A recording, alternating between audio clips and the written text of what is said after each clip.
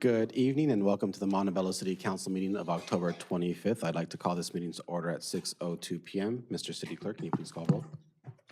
Councilmember Melendez, Here.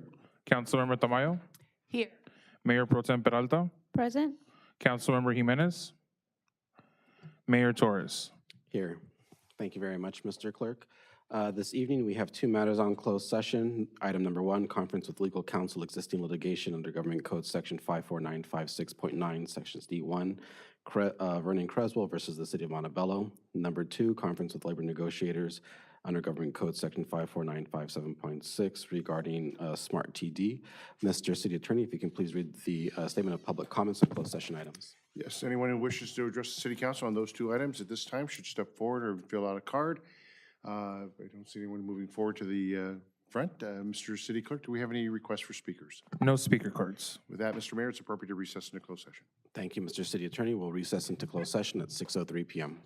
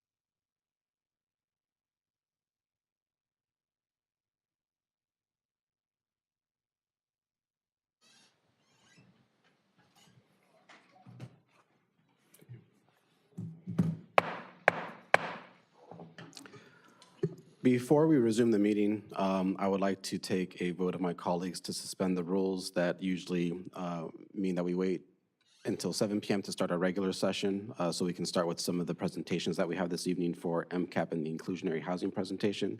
So, Mr. City Clerk, if you can please take, well, first I'll motion that we suspend the rules so that we can get started on a couple of these presentations. Is there a second? I'll second. There's a second by the Mayor Pro Tem. Mr. City Clerk, can you please take roll? Councilmember Melendez, Aye. Councilmember Tamayo, Aye. Mayor Pro Tem Peralta, Aye. Mayor Torres. Aye, and that's 4 ayes with District 5 being absent. So at this time, Mr. City Attorney, if you could please report out from closed session.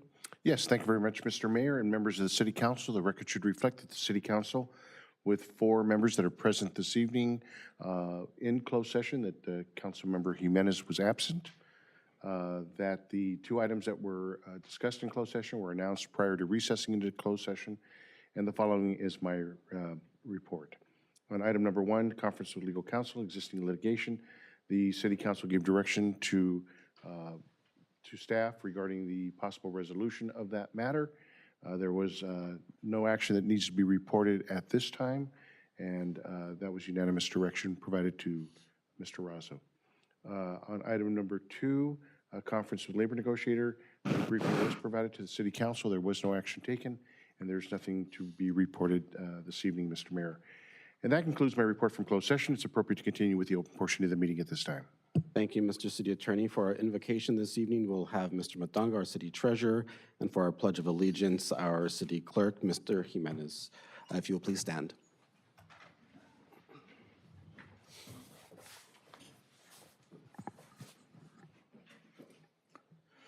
Lord, we are meeting here today to conduct matters of business. Guide our hearts and our minds in a spirit of fairness, bright thought, and speech. Impart your supreme wisdom upon our activities so that our affairs may reach a successful conclusion. Thank you for being our source of guidance today. Amen. You can please place the flag, put your right hand over your heart. Ready, begin.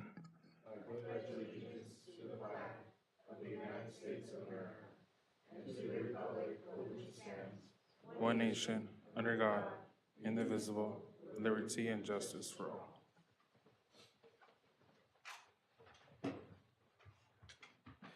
Thank you, Mr. Clerk and Mr. Treasurer. Ms. Salazar, are there any corrections to the agenda? Mayor, we do. At this time, I'd like to acknowledge that we need a correction on staff report number 9. That's item number 9. The request is only for $222,134.96. We are requesting that the City Council disregard the additional request for $44,426. Secondly, I'd like to pull item number 16 for a staff presentation and the consent calendar. Thank you. Thank you, Ms. Salazar. For ceremonial items and presentations, we'll get started first with a slight reordering of the items here. First with number 4, the MCAP quarterly update. Ms. Salazar? At this time, I'd like to invite our Chief of Fire, Chief Pelias, who will be introducing the staff.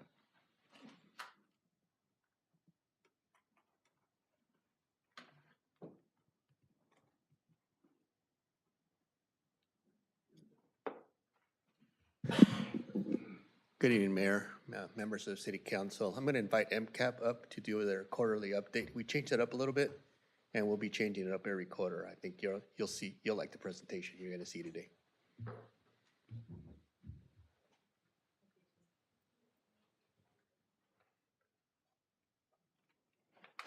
Good evening, Mayor Torres and members of the City Council.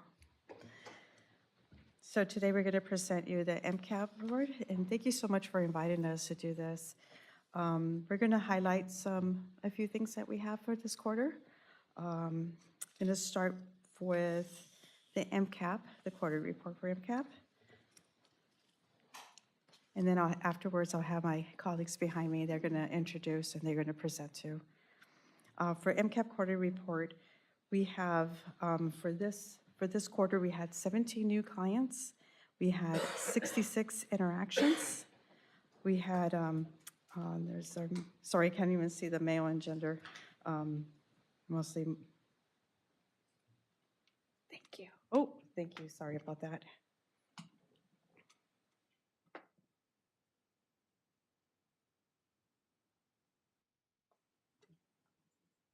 We have 47% of male, and the age ranges. One of the things I wanted to highlight on this quarter is I have noticed that we have been seeing a increase of the ages between 58 and 68, and so we're closely monitoring that.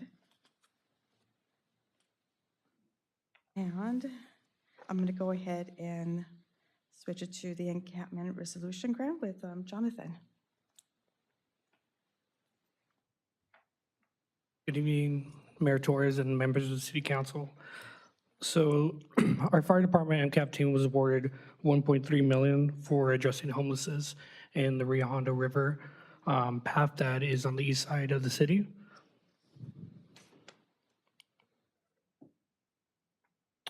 During our encounters here in the encampment riverbed areas, in July through September, we were able to enroll 25 clients into this specific program with 158 interactions regarding case management, substance abuse connection, and also mental health connection and outreach.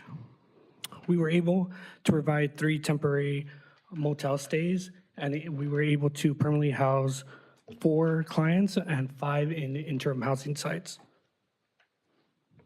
I just want to highlight some of the barriers our clients are dealing with on a daily basis. For example, we were able to house a disabled client into permanent housing for an assisted living, which he's currently still in that facility and still in contact with us, providing case management services.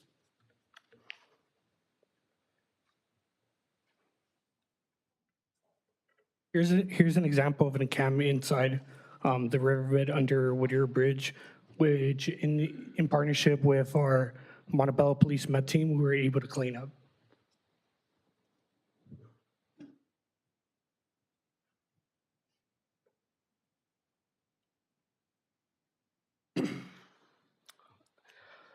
On October 3rd, we were able to provide a community resource partnership regarding the encampment grant that we were awarded to be able to assist 35 clients in different types of services with the assistance of 16 outside agencies. We do plan on doing this every monthly on the beginning of every Tuesday of every month, so it could be an ongoing support services for the people that we are assisting here.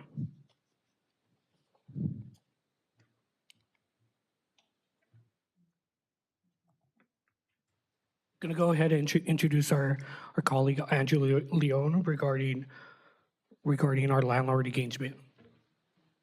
Good evening, Mayor Pro Tem, and City Council.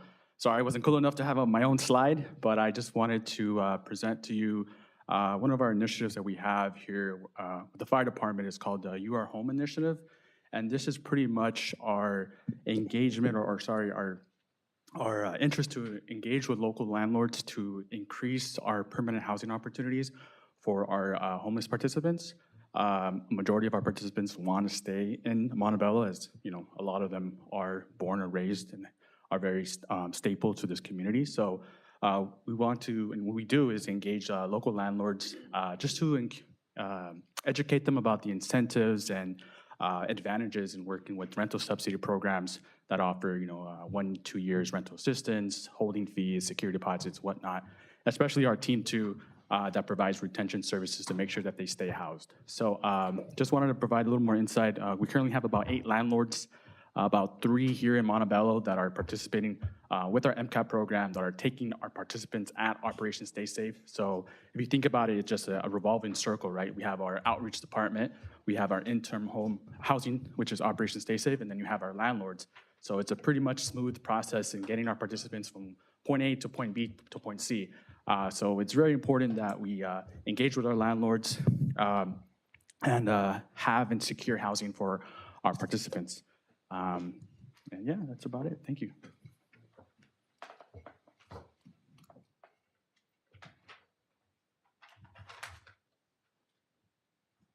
The thing we'll talk about is Operation Stay Safe, our tiny homes here in Montebello.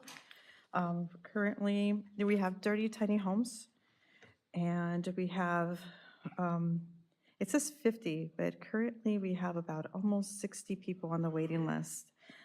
We've had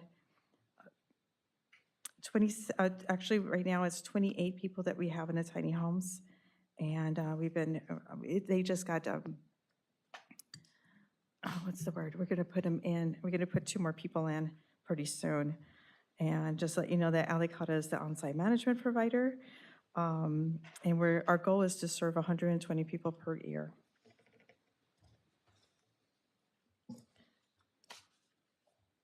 We have currently, in regards to the age, we have, one of our clients is at 84 years old. He's one of our oldest clients there.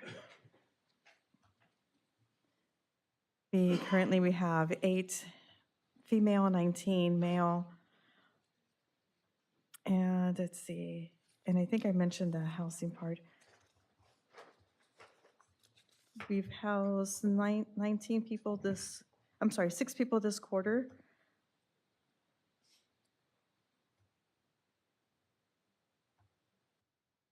Yes, 6 people this quarter, sorry, just want to make sure. Okay.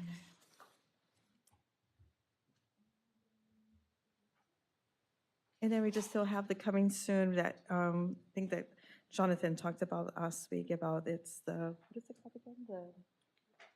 The QR code. And that's about it. Any questions? Thank you very much for the presentation. We will go down the line. Councilmember Melendez, any questions or comments?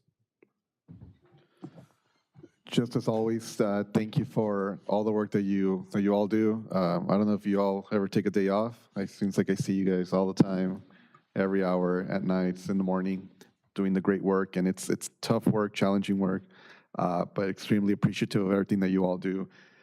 And also it's something too that needs to be underscored, and I don't think it gets mentioned a lot here, is your team does a phenomenal job in going for grants and getting that money through whether it's the San Gabriel Valley Housing Trust or the COG or whatever the case is, but you all do a phenomenal job in getting that money. And I think that that's not credit to any of us here, it's credit to all of you guys for looking out and for seeking that money and that funding. So we're extremely appreciative that you have those relationships, that you have a good eye for getting that money, and because the money's out there, and every city's fighting for that money, so they're competitive grants, they're competitive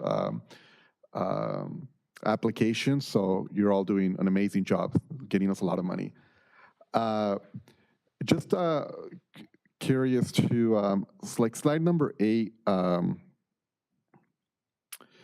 the wait list, how do folks get like priority on the wait list? Is it just straight through applications, or is there like a criteria when it comes to whether they're deemed to be Montebello residents, or how does that work?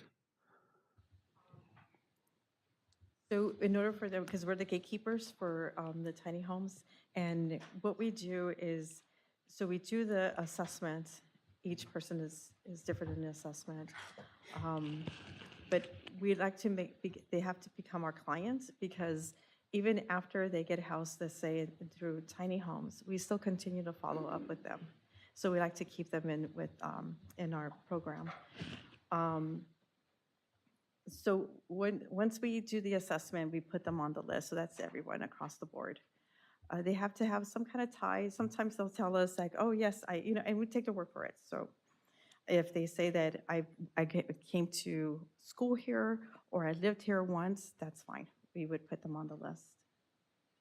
Awesome. And just my last question, I know every year, or actually throughout the year, you guys do, there's like some drives, some clothing drives and all that, or we're still collecting clothes and all that stuff throughout the year, or is there a special one happening anytime soon, or? Yes, we're always accepting clothing donations. We currently have a container full of clothing, and we're never going to say no, because I know that a lot of people will say yes. It's clothing, blankets, and especially shoes. Perfect. Thank you. Councilmember Tamayo? Yes. No, thank you for your hard work. I know it's tough, and you're in the front lines and facing these situations. So I thank you very much. So actually, back to the wait list question. So for the tiny homes, you have to have some type of relationship to Montebello, either lived here or anything to be on the wait list? You do? Yes. Okay. Yes, that's correct. And, this waiting list is an extensive wait list. So what we try to do to alleviate that wait time, we try to connect them to some sort of housing before then. A lot of people, individuals, come to us saying, I want to get on this wait list, but there may be a better opportunity for them outside of tiny homes. So we always go for the more quicker and more efficient route first. But then again, we don't make somebody do something they're not comfortable with doing.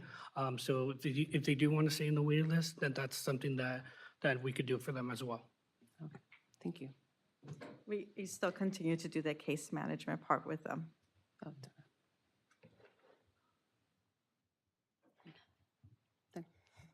Mayor Pro Tem Peralta? Yes, echoing some very similar sentiments, just very thankful for the work that you all are doing. Being on the front line of our, mental health and homelessness crisis is not easy.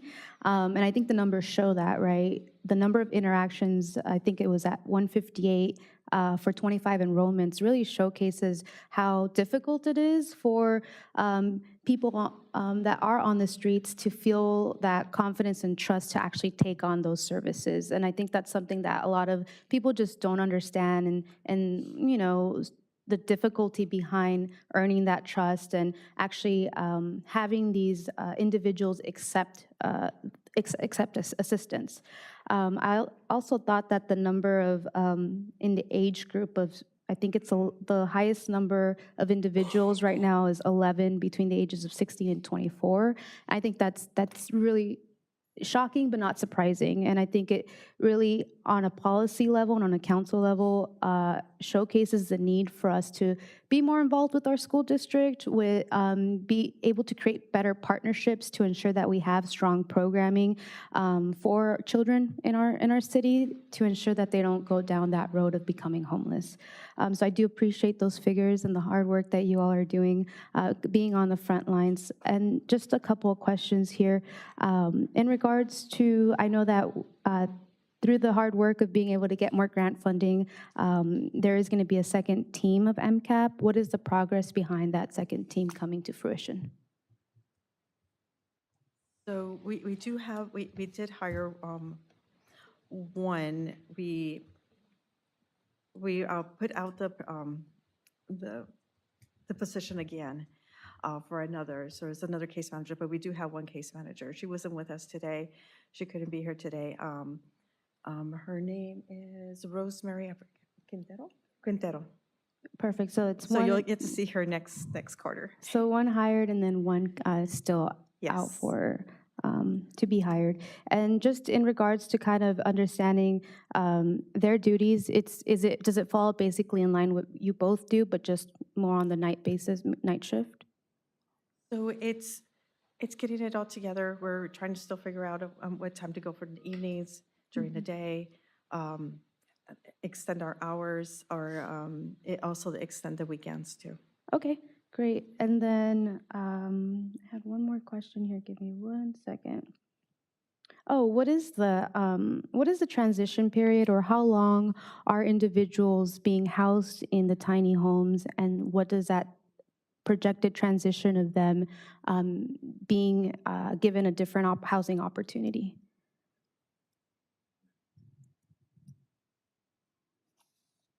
The estimated timeline is supposed to be 90 days. There are certain circumstances, right, that requires them to be extended. So we try our best to hit that mark. I can provide those numbers since inception and how it looks like, what the average is. But normally it's about 5 to 6 months until they're connected to a rental subsidy program, which is called TLS, Time Limited Subsidy Program. And then from there, they either with our team or with a housing navigation team, they will go and look at apartments, and based on their background or whatnot, they'll be approved. So it's usually about 5 to 6 month process for each individual, but we can give you the averages at a later time. Absolutely. No, thank you so much for that. And again, just really commend the work that you all are doing and definitely understand and I think really envision how this can grow and excited for, bringing on that second team and being able to really, again, address the homelessness and mental health crisis issues in our city. Thank you. Councilmember Jimenez. Thank you, guys. I think you guys are going on your 3rd anniversary, or did you guys just have it? Yes? So to answer my colleague Salvador's question, when the next drive for clothing or shoes is it will be our 3rd annual posada that our running group has been hosting since you first started. And so everyone in the community is welcome to come and join us every December at Boulevard Market, where we collect new blankets, jackets, and socks. The running group has always also collected lightly worn shoes. And this weekend, we're having an ofrenda at Hollywood Forever, where we're setting up an ofrenda for runners who have passed. And the runners are collecting shoes that are lightly worn, and after they're used, after the ofrendas, we have to break it down. We are donating them to the MCAP team. So I want the community to understand how hard this team works and the fact that we are one of, well, actually, the one and only city in the San Gabriel Valley that has this program under the fire department. So it always serves as a model program, and it is actually a role model in our municipalities around here. So big thank yous and everything that everyone else here just said.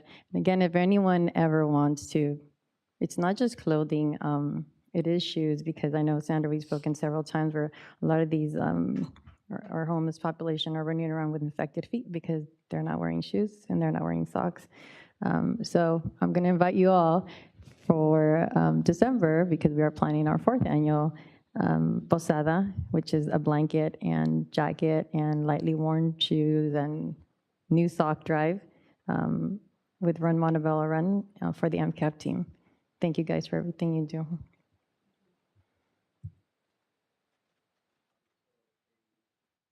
So a couple questions and comments.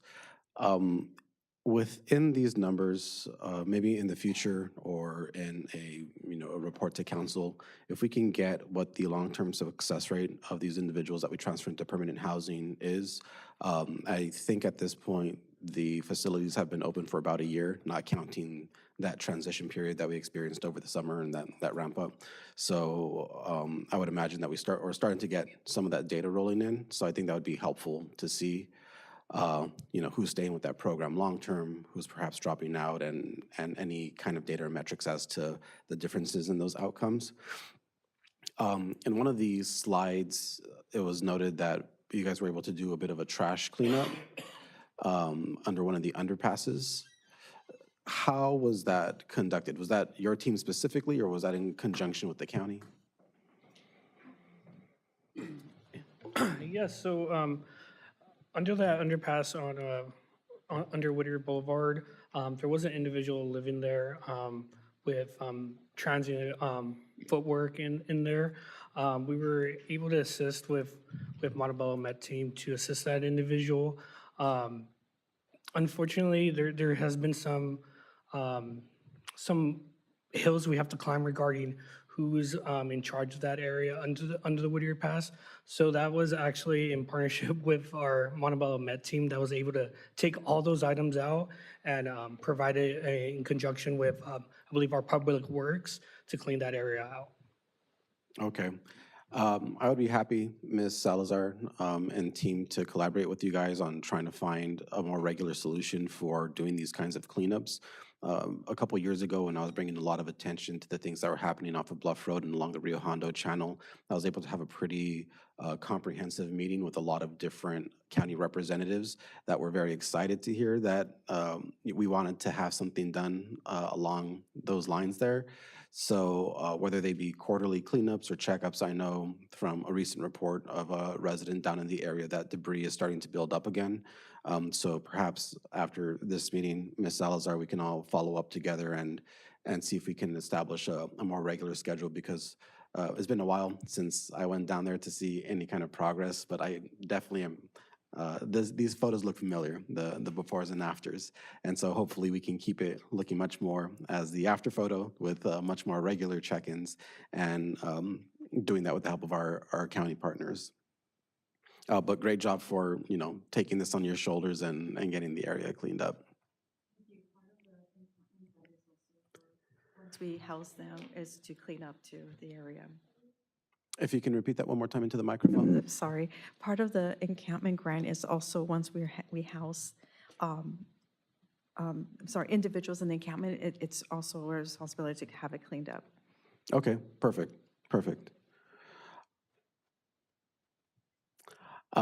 This is just a little bit of a side note, but I saw in one of the slides that you help people get their California IDs.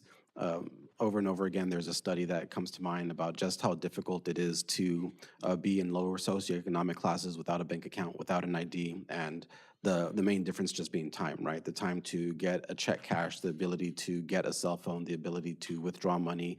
The costs are a lot more extreme. The time it takes, getting on the bus, going to the DMV, whatnot, is a lot more extreme. So not only is there the financial impact, but just in the amount of time to do things in a California ID goes a long way in helping some of those issues.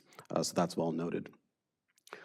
For the You Are Home initiative, so the way that it was described, I understand that that is a way to partner with homeowners to increase the number of available units for permanent housing. Is that correct? Yes, Mayor, it's just our approach to, again, increasing our stockpile of housing opportunities. So when we encounter clients, participants, whether they're out in the street or those that are participating in our Operation Stay Safe, we like to have that on the ready. So if the client is ready to go, then we have a unit that's saved particularly just for us, our program, connecting with these landlords and partnerships. And just the next day, we're able to house them, or maybe it take a week, but it's a really, really expedited process because we have these landlords already promising these units, and it just makes it easier for us to make that connection and help someone exit out of homelessness very quickly. Off the top of your head, do you know how many units there are in that program? I was looking at the numbers throughout, the inception of MCAP. We started, I think we had about 50 units just secured and promised to us. But with the You Are Home initiative and funding that we received through the San Gabriel Valley COG to help enhance this work, we just got another 2 or 3 landlords in the last 2 weeks. So we're hoping to continue on the work and grow the stockpile to have it accessible. And are you finding landlords receptive to the financial aspects of it? Because I know one of the issues that comes to engaging with these more individual partners is that sometimes there's a holding cost, right? There's a room that they could be renting out that they're keeping vacant for a potential tenant. And in some of these instances, it can be a long process to engage a client and to get them into housing. So you're talking about perhaps 2 or 3 months of missed rent where they're looking for some kind of compensation. Are you guys finding any difficulties in that arena?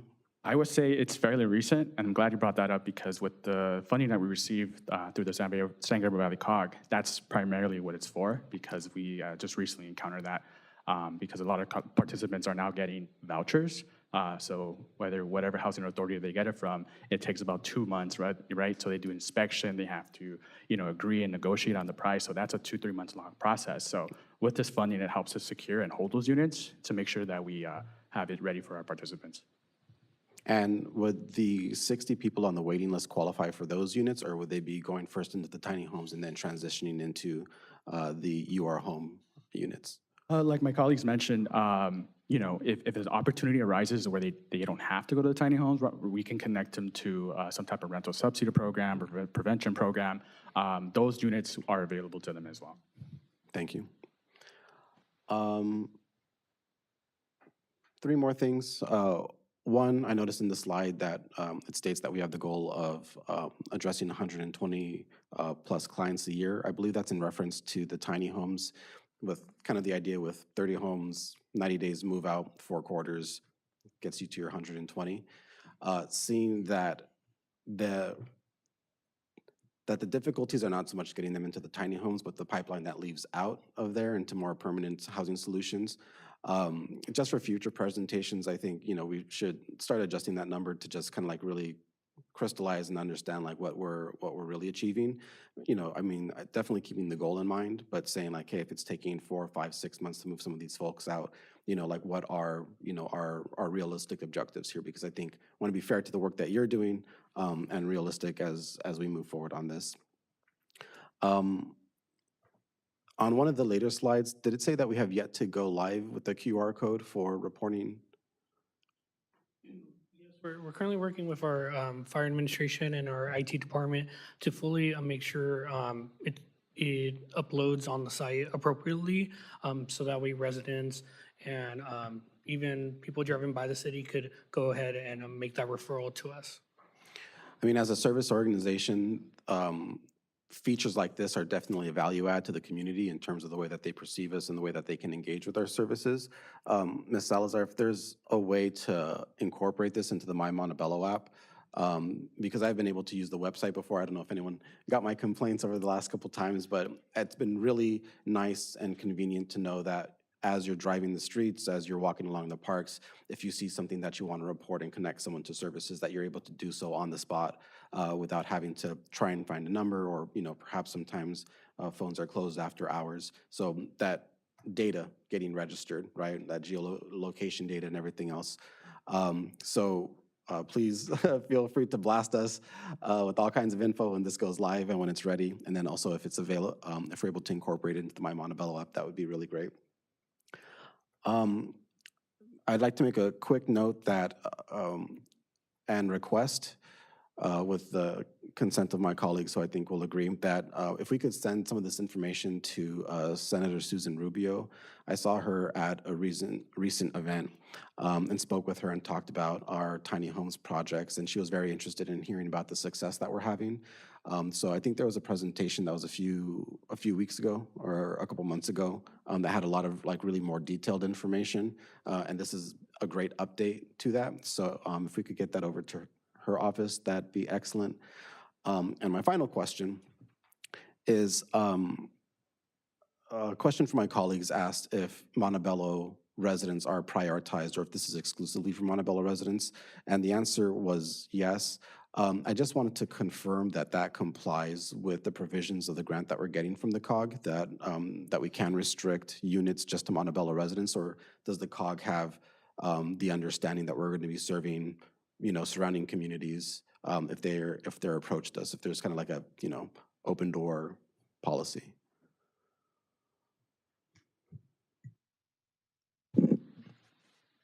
So we have clients in tiny homes that are from Monterey Park, and they would tell us like, oh yeah, I lived here before. I lived in Montebello, and that's fine. But if they're residing in other cities, we're not going to say no to them. We do put them on the list. I hope that answers your question. Yes, it does. Thank you very much. But yeah, I appreciate the work that you guys do. You know, as we've mentioned over and over again, these engagements and these contacts are an effort of the heart, right? It takes multiple contacts, it takes multiple tries to finally get them to move that one step forward closer to housing. And so you're really building relationships out there and being on the front line. So thank you very much for your efforts and your services in solving homelessness in Montebello. Thank you. Thank you so much, everyone.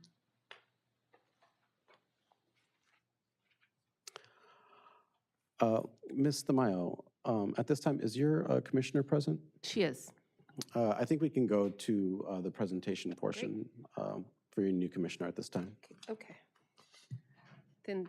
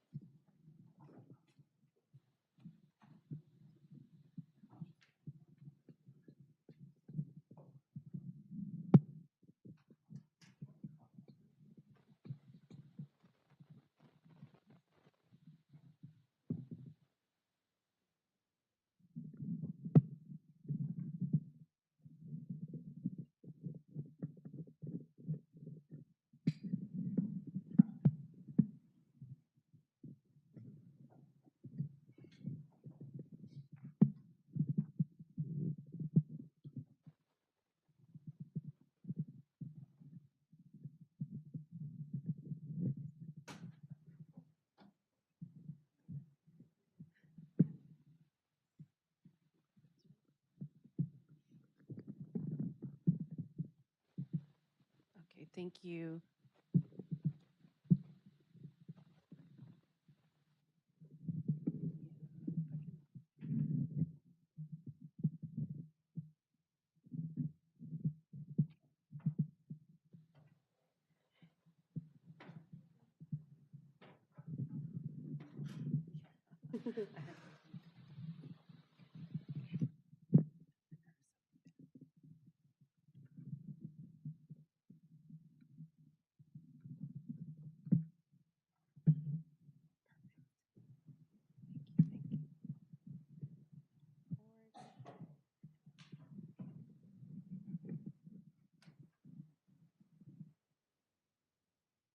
Thank you.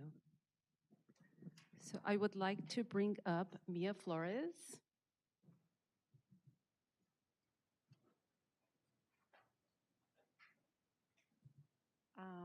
I'm going to first just say a little bit about Mia, and then we'll do the swearing in. I'd like to introduce you to Mia Flores. She's a resident here of District 1 in Montebello. Mia is a high school student attending a charter school that's associated with USC. She has served her community by volunteering at the YMCA for their regularly scheduled food drives as well as other events. When I met Mia, I was very impressed with her maturity and her ability to speak of the issues that interest her. With youth like Mia, the future of Montebello is in good hands. She is ready to serve as the youth commissioner for District 1. She will take this opportunity to interact with other youth and develop her leadership skills. Thank you in advance for your service, and I look forward to having you as part of the District 1 team. Thank you. So with that, we could do the swearing in. Did you want your mom to hold?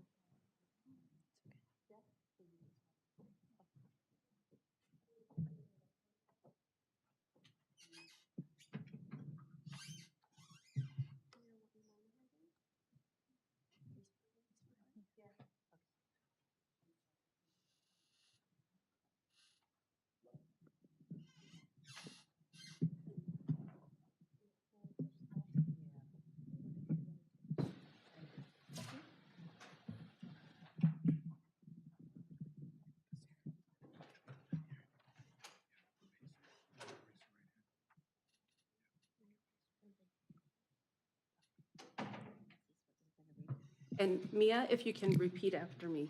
Oh, can she just read it? Oh, okay.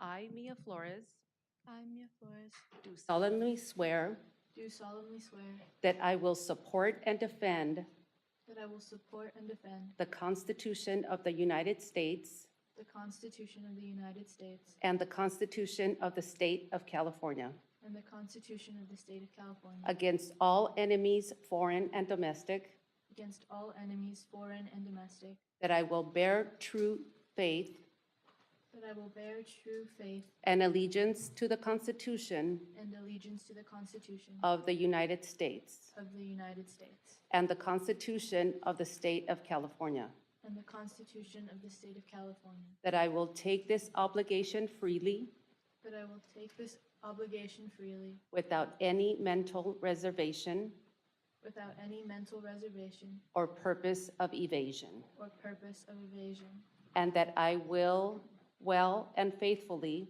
and that I will well and faithfully discharge the duties upon which I am about to enter. discharge the duties upon which I am about to enter.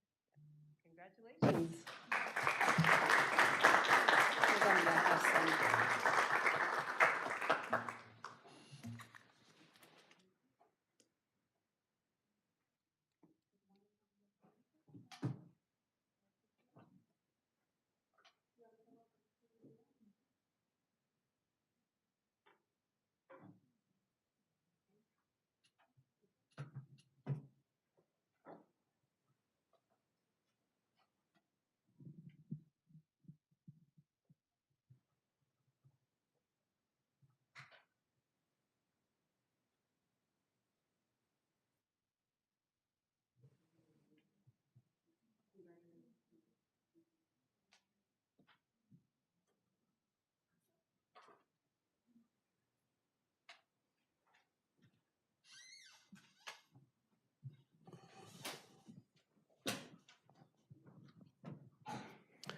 Congratulations, Councilmember Tamayo and Commissioner Flores on your appointment.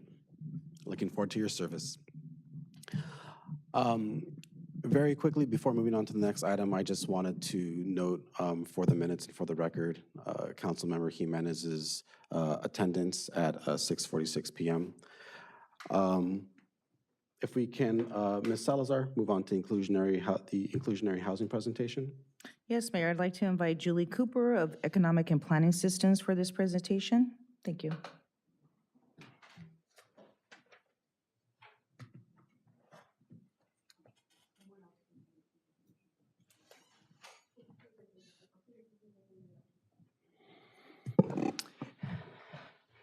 Thank you very much. Good evening, Mayor, Mayor Pro Tem, council members. My name is Julie Cooper. I'm an Executive Vice President with Economic and Planning Systems, EPS, and I'm glad to be here this evening to present to you on the inclusionary housing feasibility study that our firm completed for the city of Montebello. Can everyone see the presentation? I'm not sure where it's, okay, great.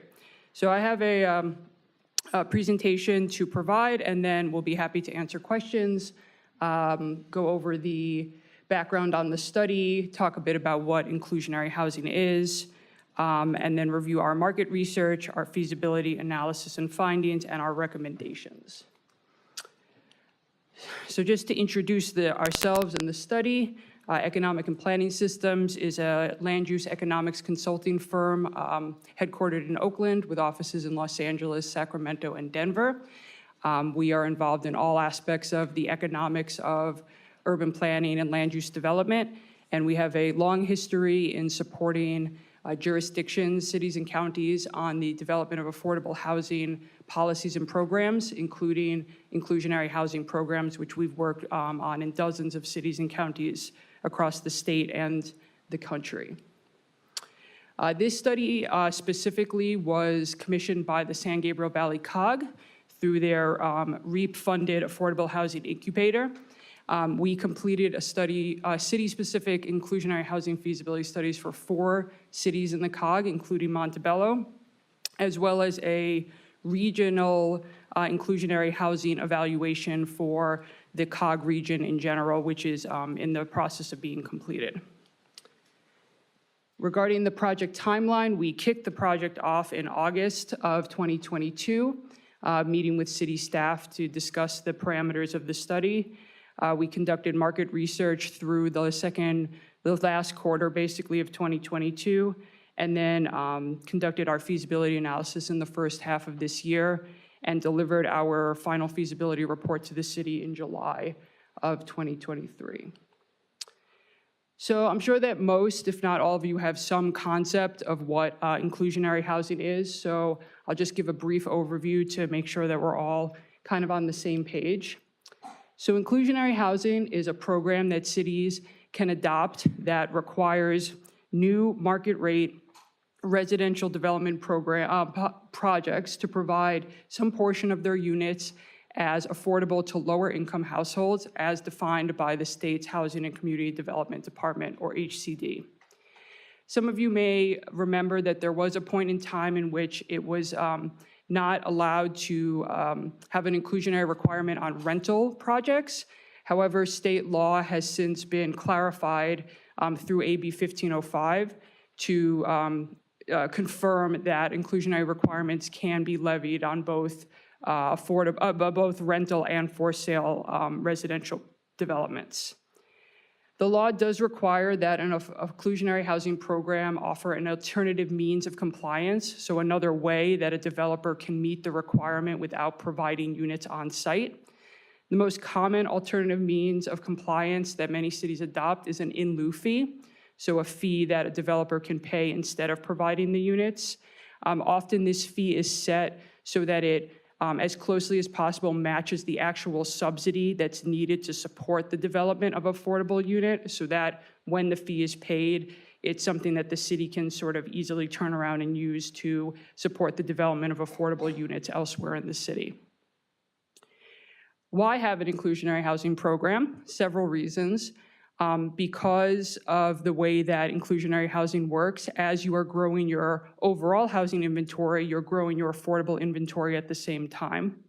Because the on-site units are part of a mixed income project, it is a way that you can get affordable units sort of more evenly distributed throughout your city. So there's certainly an equity component in that regard. And when it comes to the collection of in lieu fees, it's just another, it's yet another revenue source available to cities to help support the other housing initiatives that you might have to promote affordable housing in your community. The City of Montebello, in your recently certified housing element, did include a program to adopt both an inclusionary zoning ordinance and a density bonus ordinance. This is program number 8 that was in your housing elements.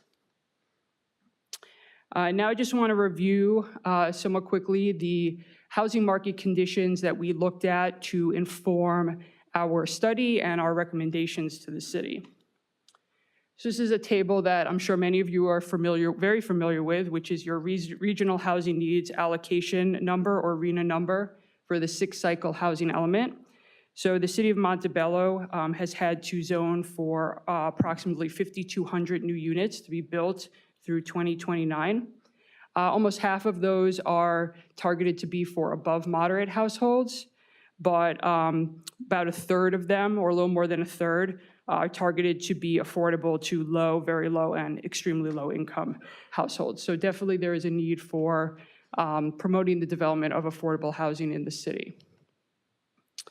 If we look at what constitutes an affordable unit and whether or not your kind of typical household in the city can afford the typical unit that is available, the median household income in the City of Montebello is about $63,000 a year.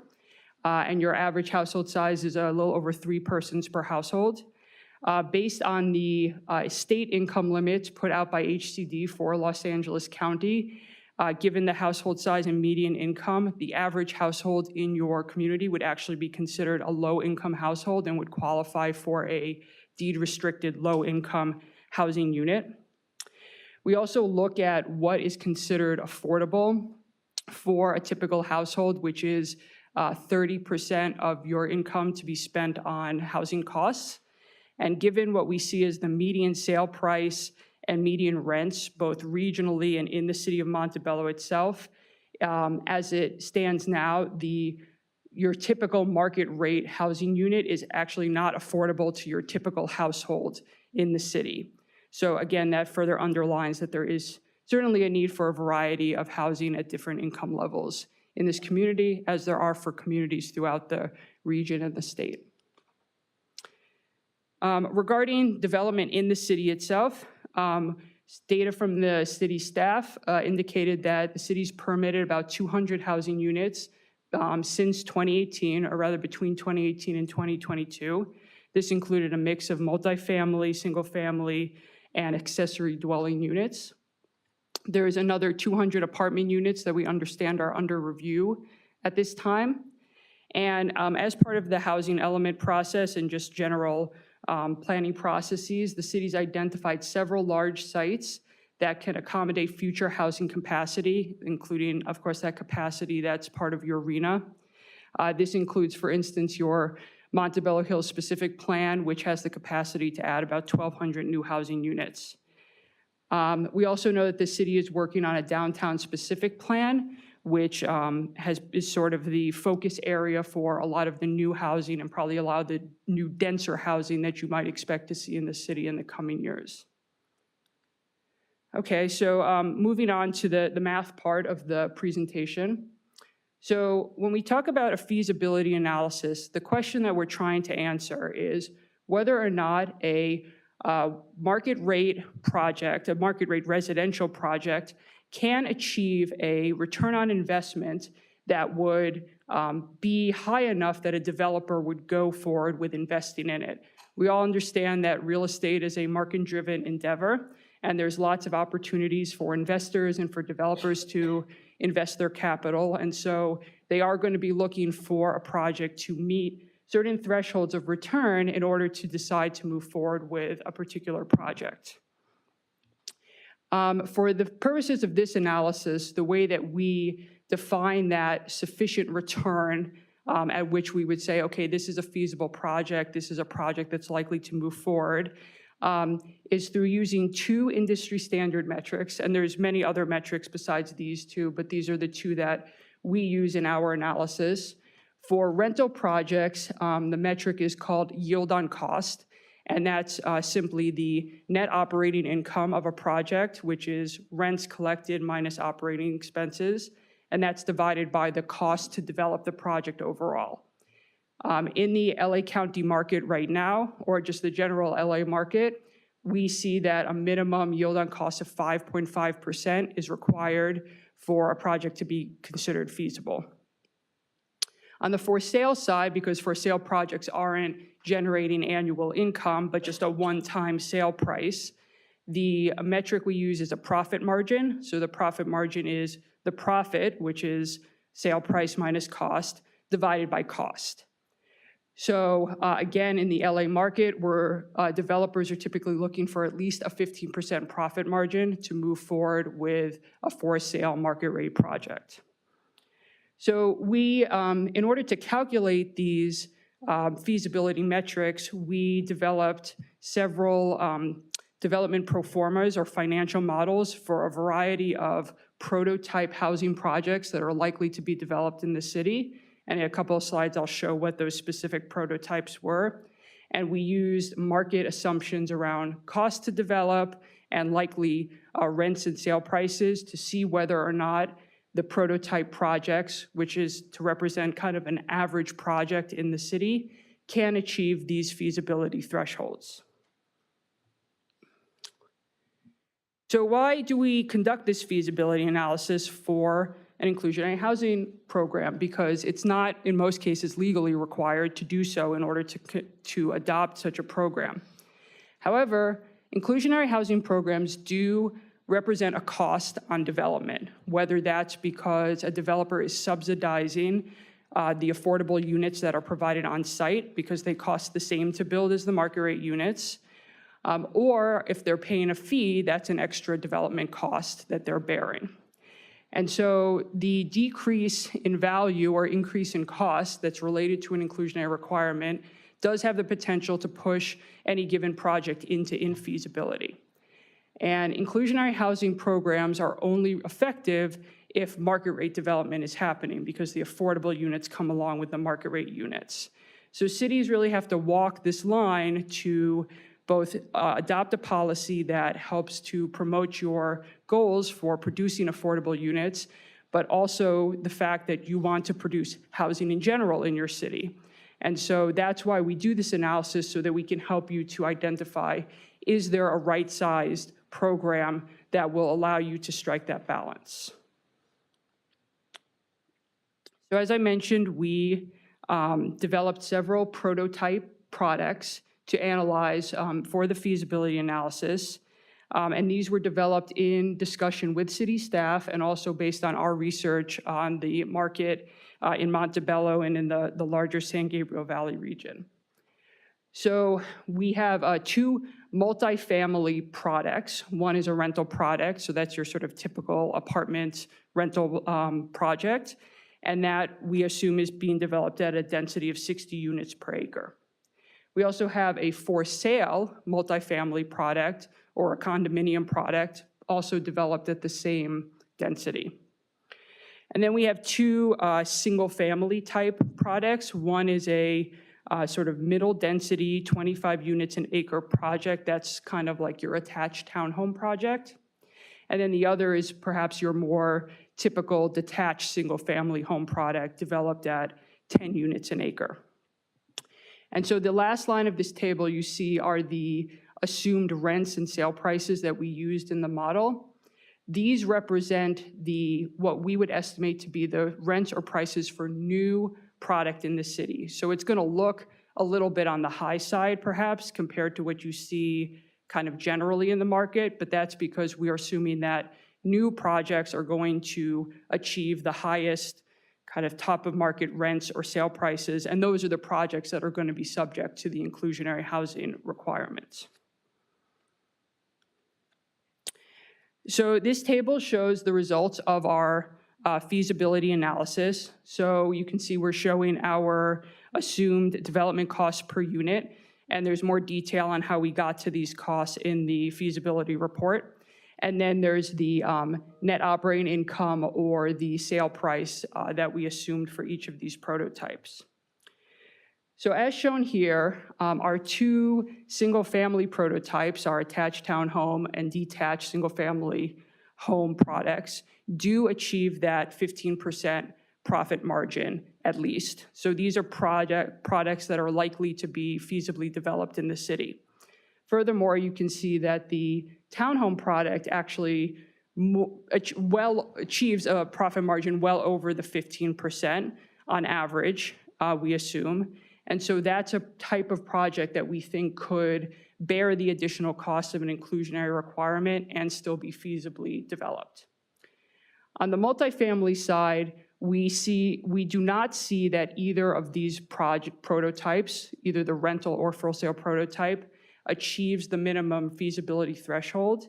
And so what this means is that on average, a multifamily rental project or a multifamily for sale project is likely to be challenging to build in the city. It doesn't mean it can't be built because every project is unique and every project has its own cost and revenue model. But because on average, we think that these projects are probably challenging to build, the additional cost of an inclusionary requirement would make them even more challenging to build and likely further dampen the opportunity for such projects to come into the city. There was one additional piece of analysis that we conducted for the city. In discussion with city staff, we understand that as part of the downtown specific plan process, there is a consideration for allowing some more permissive zoning for development in the downtown area. And so we modeled what would happen if we assumed that these multifamily projects were being developed at a higher density, 80 units an acre, and also had a lower parking requirement, just one space per unit. As some of you may know, parking typically represents one of the highest cost items in a development project. So reducing parking requirements can really make a difference in the cost of a project. And what we found when we modeled this development program is that rental apartments at this density and with this parking requirement do achieve the yield on cost threshold that we've set as the minimum and achieve a yield on cost that's higher enough than the minimum such that we would say that on average, a project could bear the additional cost of an inclusionary housing requirement under these particular zoning circumstances. So now just to turn in the final two slides to our recommendations. So given the findings of the analysis, EPS does not recommend that the city adopt a broad citywide inclusionary housing program at this time. That's because, as we showed, there's only really one prototype that achieves a high enough feasibility, or a feasibility high enough that it's likely to be able to bear the cost of an inclusionary housing requirement on average, and that's the townhome product. And so you'd be creating a pretty narrowly focused program, and of course there's administrative costs to these programs and administrative time that's needed. And so given the sort of likely return on such a narrowly focused program, we wouldn't necessarily say that it's the best way forward. However, if you did want to move forward with that targeted program just on those mid-density single-family townhome type projects, our model suggests that you could adopt a requirement of 10% of units to be affordable to lower income households, 5% to low income households, and 5% to moderate income households. The accompanying lieu fee that we would suggest would be $15 per market rate square foot. There's also a possibility that you could adopt a very modest requirement on the lower density single family homes, because again, we did show that those are feasible. They do achieve a profit margin just above the minimum threshold on average. But the most that we could recommend would be a a requirement of 2% of units at moderate income, or a $4 a square foot in lieu fee. On the housing production side, that probably wouldn't yield a lot of units. It could yield some in lieu fee revenue, but again, it would be a very modest program if you were to adopt on that product type. The final recommendation is that much as you could target a program to particular types of projects, like at particular densities or particular tenures, you could have an inclusionary requirement that was just in a certain geography, such as the downtown specific plan area, where you had these more, allowed for these higher density or lower parking requirements in your zoning. And so given what we think the city might adopt as the zoning for the downtown specific plan, which was the 80 units an acre or 1 space per unit, which we know hasn't been established yet. We know it's just something that is in conversation. But at that level, the city could feasibly adopt a requirement of 10% of units affordable to low-income households, or a $15 per square foot in lieu fee.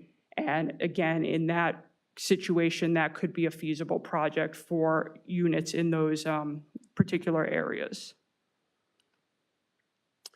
Finally, just because we are not necessarily recommending that the city adopt a broad citywide inclusionary housing program at this time, doesn't mean there's nothing else that the city can do to support affordable housing. As you know, some of the recommendations we have involve just monitoring the market, monitoring development trends in your city, in other cities, monitoring inclusionary housing programs in other cities, sort of seeing how things are progressing, and then coming back in 2 to 3 years, conducting a new feasibility analysis and seeing if the market conditions are such that it would be a better time, there would be more opportunity for an inclusionary housing program. We also see that the use of the state density bonus is very popular, region-wide and statewide. I know the city's also looking to adopt a local density bonus, so there are incentives that the city could provide or could encourage developers to make use of through the state that would still yield affordable units. The last 2 recommendations, one is that even though it's sort of best practice to adopt an in lieu fee that's kind of equal, again, to the cost of building providing the unit on site, you could adopt a fee that's lower than that level, and so developers would be incentivized to pay the fee instead of providing the units on site. You wouldn't get as many units, but you would be getting fee revenue that, again, you could use towards other housing initiatives. And then finally, the last recommendation is what I just discussed, which is adopting an inclusionary requirement that's focused on certain areas of your city where you are planning to allow higher density, maybe more height, lower parking requirements, those aspects of zoning that tend to help to drive the feasibility of a project to be more feasible. So that concludes my presentation. I thank you for your time and for this opportunity, and I'm happy to answer any questions. Thank you very much, Ms. Cooper. Starting with Councilmember Melendez. Thank you for the presentation. There's a lot of information here. Yes, I agree. There's a lot, still processing everything. I'm definitely going to get your email contact here and send you some questions. And but no, this is great. I think some of the facts from the study, the median household income to the medium sale price for a home. I mean, I don't know how somebody making a combined household of 62,000 can purchase a home 635K. It's not going to happen. Yeah, those numbers are fascinating. I was going to ask you what cities can we kind of look at, but then I scrolled down on my iPad here, and there's different cities that have adopted that are close to us. Yes. Yeah, sorry. And my question was, just out of curiosity, I see 2005, 2006, and then I see 2010, and then a large gap in between of 10 years. Like, what happened there? Well, What's the issue? Why is it just, it seems like it's getting more traction now, right, then? Yeah. I'm speculating a little bit, but I think it's the recession.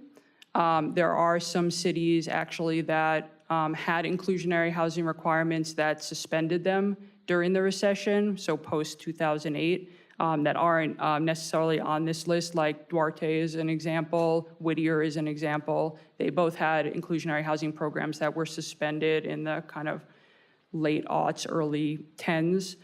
And so I think that that gap really reflects that there was a period of time where the housing market was very constrained. We didn't see a lot of housing being built, and so it didn't seem like the right time for such a program. And you are correct that there really has been more of a push, I think, between encouragement by the state. There's a lot of kind of interest statewide for inclusionary housing. When the housing market was very strong, that's, again, suggests that there's opportunity there. Right now, the housing market actually, particularly on the multifamily side, is facing a lot of challenges given the costs of materials, the cost of labor, financing costs. And so we're actually seeing a bit of a slowdown in new starts for multifamily projects. So the market's very cyclical, and I think these programs, you know, and the timing of them really reflect that fact. Awesome, thank you. Councilmember Tamayo? Thank you for this presentation. So that was what my question was going to be. You said this study included other cities in San Gabriel. What were the other cities? The other cities were Baldwin Park, San Dimas, and Temple City. And we're actually also in the process of conducting a study now for the city of Monterey Park. Of Monterey. Okay. And have these studies been concluded, and is the conclusion similar to Montebello's where inclusionary housing is not recommended? Yes and yes. They have been concluded. I actually presented in the city of Baldwin Park last week on our findings.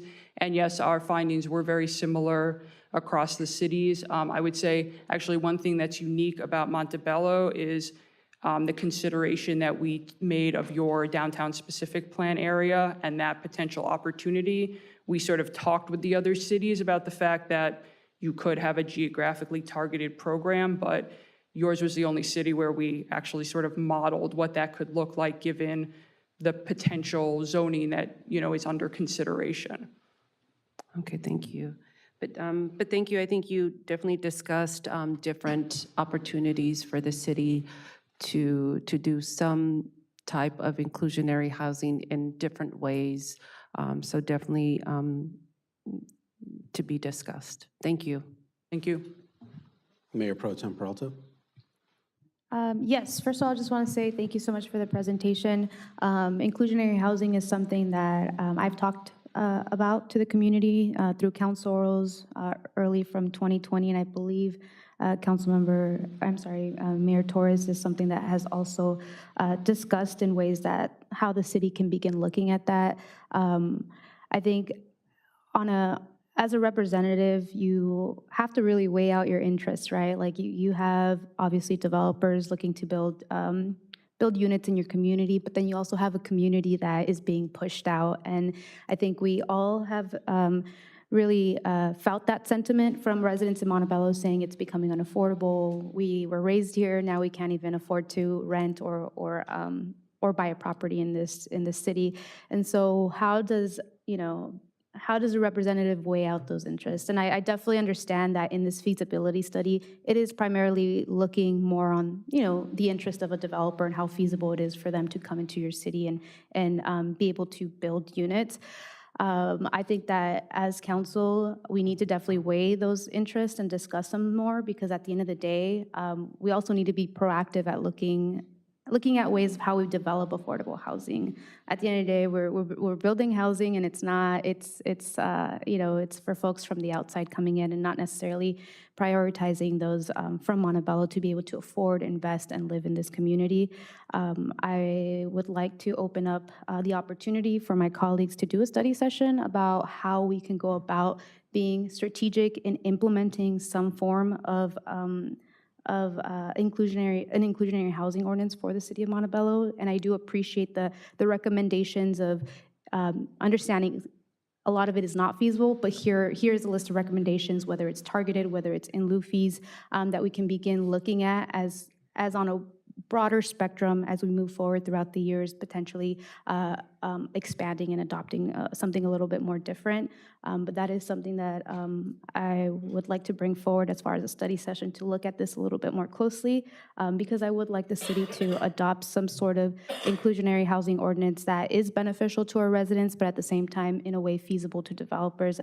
It is our duty to ensure that we are also looking at the best interests of our lower income residents who cannot necessarily afford to live here and are being pushed out. And that concludes my comments. Thank you. Thank you.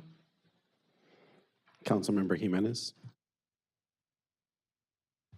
I'll be brief. Thank you for the presentation. Of course, the lack of affordable housing throughout our communities, we know it's been happening for a very long time. So there's no need for redundancy. And this is actually a very great presentation. And I would love for many more of our residents to be able to see it at some point. Thank you. Thank you. As my colleague mentioned, this is a question that I've had for a long time on council, and kind of just waiting as our general plan has gone along to see if and how this would jive with the next decade of our plans. I agree with my colleague that this should probably be put in a study session in itself. It sounds like there's a lot of questions and options to consider, and a discussion that I think that the community would appreciate having out and open, sending the invitations for people to talk about the issues that might affect their particular areas, talking about the increased or potential for increased density in downtown Montebello. I think also with the transit-oriented district on Washington and Greenwood, starting to see some of these numbers. I was shocked a little bit to see 80 units an acre and 60 units an acre. I think that's something that's a little foreign to Montebello, but definitely open to seeing what that looks like. I don't recall if council or the public at large got a copy of the feasibility study. Can we make that available, please? Was that distributed? Okay, yeah, if that could be posted on the city website and distributed to council, that'd be appreciated. One of the things in your presentation that I just wanted to draw people's attention to is what affordable housing looks like and what that means in terms of income. I think one of the cells that was highlighted on that chart there was a 3-person family of moderate income, and that's considered an income of $90,000 for that family. So a lot of times when people think of affordable housing, they're thinking about people that have mental health issues and drug issues, but you can be extremely successful and have a great career and still struggle to meet that kind of 30% requirement. For the possibility of an in lieu fee instead of having affordable units, are those funds restricted funds, or would those be going into the general fund?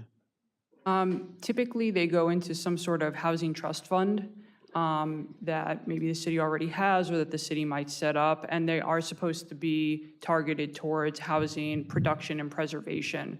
So whether that's a common way they're used is a city might provide them as a local match to an affordable housing developer who's looking to pull together their financing for a project. And local match is really important for affordable housing developments. It really improves their chances of getting tax credits and other financing. So that's a common way we see it used. Sometimes cities acquire existing affordable units to extend their deed restriction covenant. I know you have a tiny homes program. That could be a use for the funds as well. So anything that's involved with preserving and producing affordable units would be a use of funds like that. So along with the establishment of this program would be that trust? Yes. With And this was a little bit of a personal question, but with the data that we have on the median housing prices in Montebello, do you have an idea of what someone would have to make to afford those kinds of properties?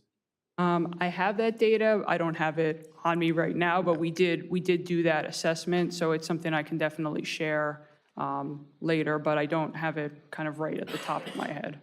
Yeah, that'd be helpful as a point of information, just to talk about, like, how incredible housing prices are now compared to income and wages.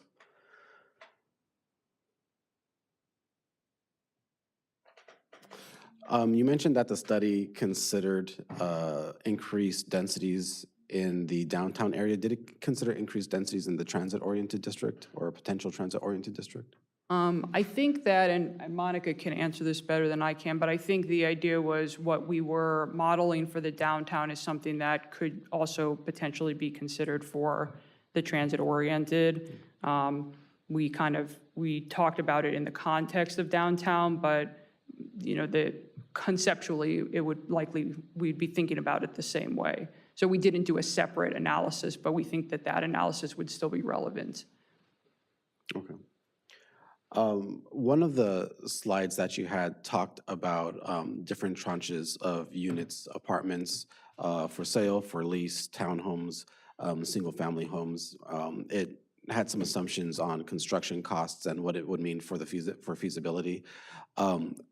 Do those numbers change drastically? Because as I was looking at that and looking at a 2-bedroom, 1-bath, something that might be similar to my home, I noted that the price was probably like far in excess of what I would imagine something would fetch in my neighborhood. Now, granted, my house is, was built in 1942. It's not a new construction. So there's things that start to play into their square footage and whatnot. But are there significant deviations in the feasibility, like if those numbers are changed? My general answer would be yes. But there are a lot of different factors. And so one thing I'll sort of, I don't know that I sort of emphasize this enough, but this analysis is really kind of like, it's an average unit. So every development is unique. The price points are unique, the development costs are unique, depending on what it costs to acquire the land. Some developers may have, been able to do better on, labor and materials costs versus another. And so there are lots of variations within each development project in terms of costs and also achievable prices or achievable rents. So yes, if any of these assumptions change, it would change the overall feasibility. So we're kind of just trying to look at, on average, what do we think a project could be feasible? But again, it's not supposed to be deterministic. It's not supposed to mean that no multifamily units can be built here or any townhome project can be built here. So that's maybe a bit of a circuitous way of saying that, yes, there definitely would be a difference if we had assumed higher sale prices, lower sale prices, higher costs, lower costs. All right, thank you very much. I guess a last question and then a vote on my colleague's recommendation. But I would just like to say that as we go down this path, just proceeding cautiously and slowly and understanding what effects this has, because it is the case in some areas that while the intent of creating inclusionary housing is full of a really positive direction, it can have the opposite effect of chilling people's ability to afford the neighborhoods that they live in. Anecdotally visiting some family in Washington, D.C., they talked about how there was affordable housing units right on the riverbank, but the people that lived in those units couldn't shop at the markets downstairs because the market rate units that had come in had attracted higher end commercial establishments and grocery stores. So you would have, low income individuals that are living above a Gelson's or a Whole Foods or something, and there'd be a mismatch there. So there's definitely a lot of sensitivities when we go about making this. And so to that point and to the recommendation by my colleague, Madam Mayor Pro Tem, if you want to make a motion that this be agendized as a study session, I would entertain that motion. Yes, I motion to have this agendized at a study session whenever acting city manager finds it most appropriate. We have a motion by the Mayor Pro Tem. Is there a second? I second. Second by Councilmember Tamayo. Mr. City Clerk? Councilmember Melendez, Aye. Councilmember Tamayo, Aye. Mayor Pro Tem Peralta, Aye. Councilmember Jimenez, Mayor Torres. Aye, and the motion passes unanimously. Ms. Cooper, thank you so much for your time and presentation. Yeah, thank you very much. Have a good night.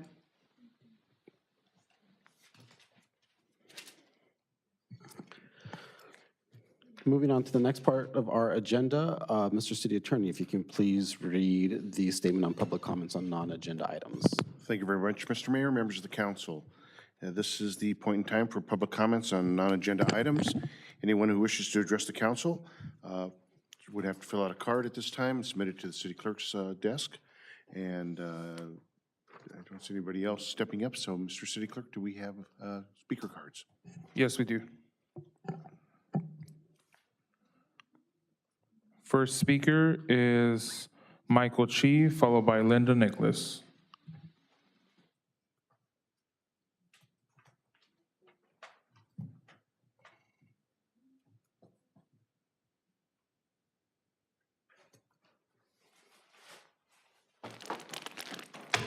Good evening, Council.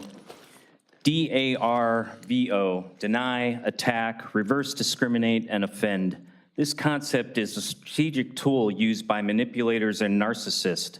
Keep this acronym in mind for the next 3 minutes. October last year, a bag of dum-dums just like this one mysteriously appeared in the city manager's office, one of the many acts of intimidation and hostile work environment for which there is zero tolerance in any professional workplace. This documented act was committed by Mr. Torres and was just one of many incidents of staff harassment that Montebello residents and voters remain unaware of that played out in numerous infantile and immature acts like this. As director of IT at the time, I reviewed card reader access logs for entry to the office. Mr. Torres thought he would slip in when no one was watching to place his insult in the office for all to see, a coward's way of leaving a derogatory message. It was you who left this bag in the door. Records indicate and support the fact that the bag was not present before you entered the office that day. Additionally, because Mr. Torres tries so vigorously to absolve himself of the significant and serious investigation findings delivered here in May of 2022, I inform you that this report is not going away. It is official, it is on the record, and your attempt to absolve yourself will not make it disappear. The lengthy report meticulously details a testimony of myself and other city employees documenting the numerous incidents of your harassment. I will shed light and transparency that you so often talk about directly on your behavior. You, sir, have claimed from this dais that you were not given due process during this investigation. I am here to refute this. Throughout the investigation, you were given the same time, consideration, and courtesy that everyone involved received, equally and without prejudice. You could have requested additional time with investigators, but you did not. Your claim of lack of due process is pure public gaslighting based on facts and evidence that will be central to my case in the future. As stated in May of 22, the investigation allegation reads, has City Council member David Torres engaged in misconduct concerning his interactions and/or communications with Director of Public Affairs Michael Chi? Short answer was sustained. The greater weight of the credible evidence establishes that the City Council member Torres has engaged in misconduct concerning the interaction and/or communication with Director of Public Affairs Michael Chi relating to your communications, actions, and behaviors. I will see you at all future council meetings to ensure full and complete transparency of your actions. The voters of Montebello deserve to be fully aware of the extent of your adolescent and abusive behavior, not fooled by your gaslighting and grandstanding. Good evening. Next speaker is Linda Nicholas, followed by Rosa Tamayo.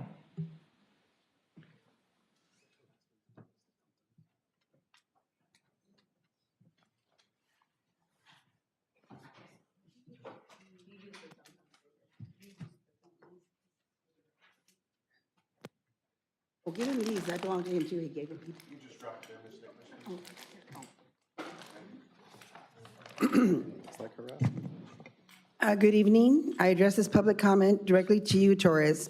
At the last meeting, you interrupted my 3 minutes during my public comments. Maybe since you no longer have a paralegal certification, and since you were fired from the LA City Attorney's Office, you've forgotten what the First Amendment rights are.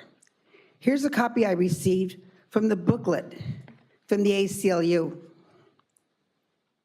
Okay? I provided you with a copy. It's from the office of the real ACLU, not the office that was sent a letter to the city by a lawyer, your friend. They work for the donation department, not the legal department. There's a difference. Also, before you give yourself credit, you should really do your homework.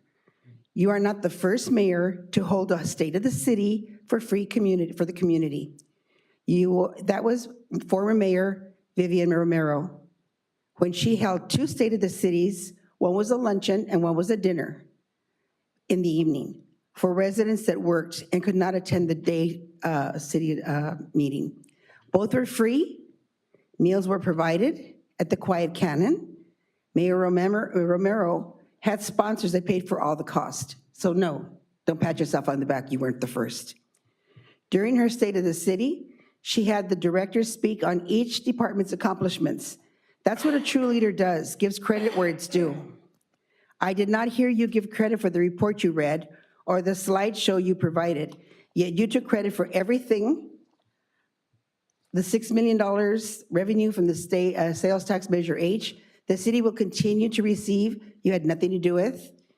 Mr. Severa stated, who was solely responsible, and it was former Mayor Cawthorn, that will continue to enrich the city of Montebello forever.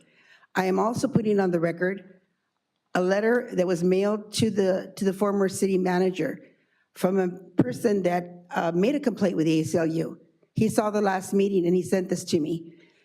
His name is Jose Lopez. I blacked out his phone number, who on numerous times, he wrote an email, you contacted him, he asked you not to contact him, you spoke to him on the phone, and you were trying to change his mind. He says, that's my First Amendment right, I have a right to my opinion. He sent an email, you again contacted him. He told you to stop contacting him, don't text him, don't call him. So then you sent him an email, which you thought were cute. And then he also told you, stop harassing me. I don't want to hear from you, leave me alone. Then he said, last month you went to extremes to find him on Instagram. It's not easy because he's not by name. It says, you asked him to follow you. I'm a single straight man. I'm not interested in a gay man constantly harassing me, period. And he asked that you stop harassing him or he would file a complaint against you with the police department. I'm putting that on the record too. Next speaker is Rosa Tamayo.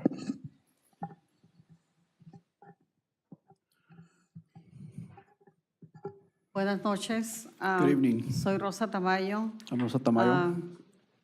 Honorable David Torres, mayor de la ciudad de Montebello y miembro del concilio. Honorable Mayor Thomas and the council members.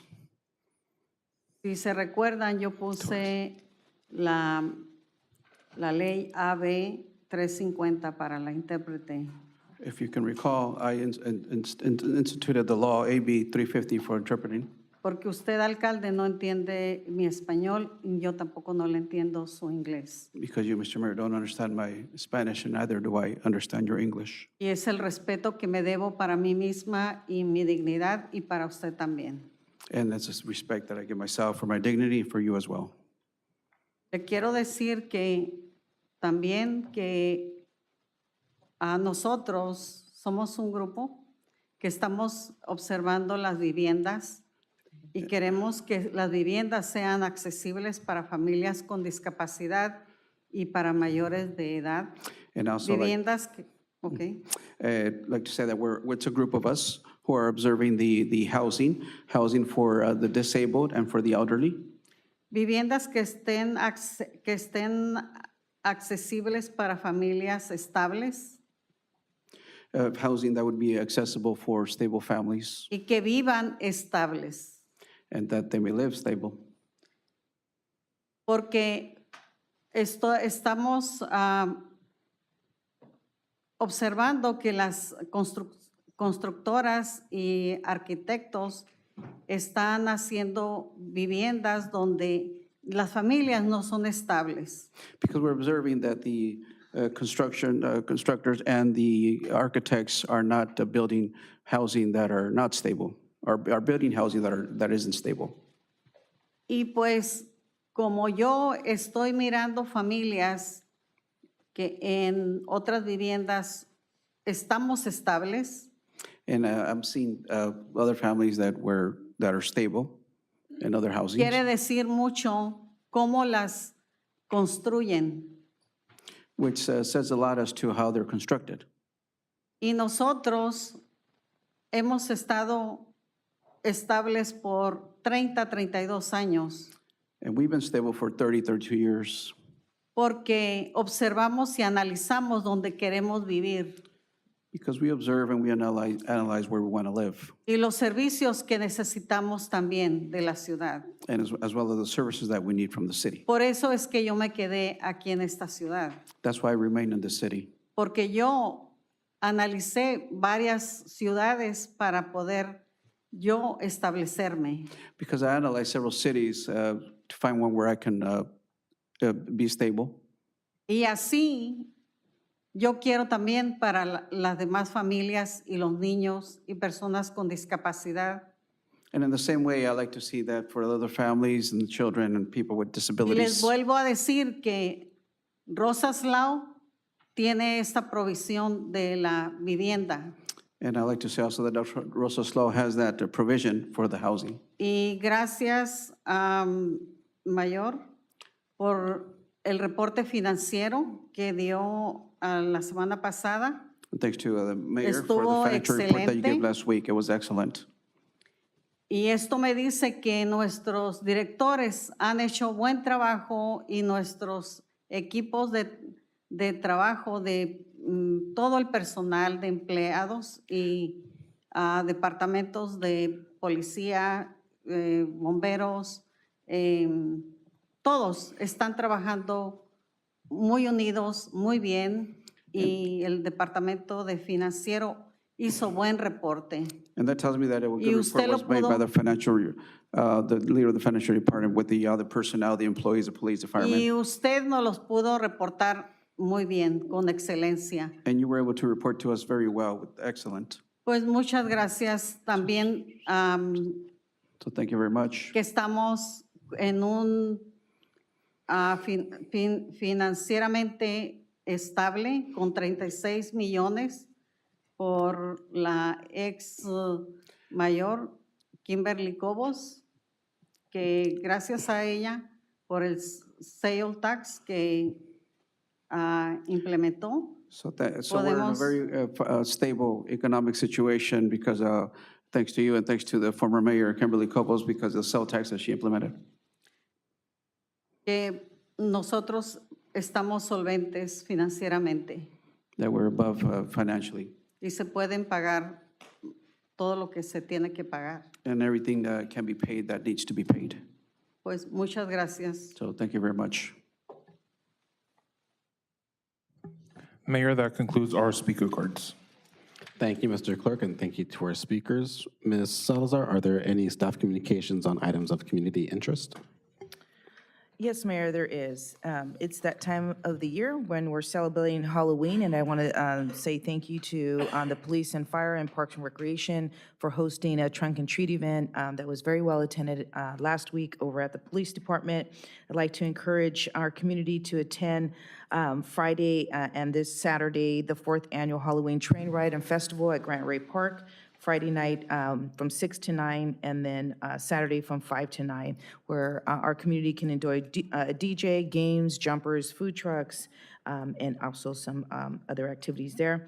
I'd also like to extend an invitation to our community to visit our Dia de los Muertos event that will begin altar opening for the public is October 31st, and we'll also have an actual event on Thursday, November 2nd, from 6 to 8 o'clock with the mariachi group, arts and crafts for kids, and some other light refreshments. So we'd like to encourage our community to participate in that.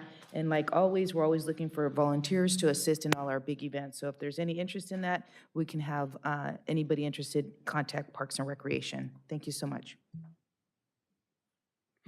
Thank you, Ms. Salazar. Moving on to regular business, item number 6, fiscal year 2023-24 first quarter budget report. Ms. Salazar, do we have a staff report on the item?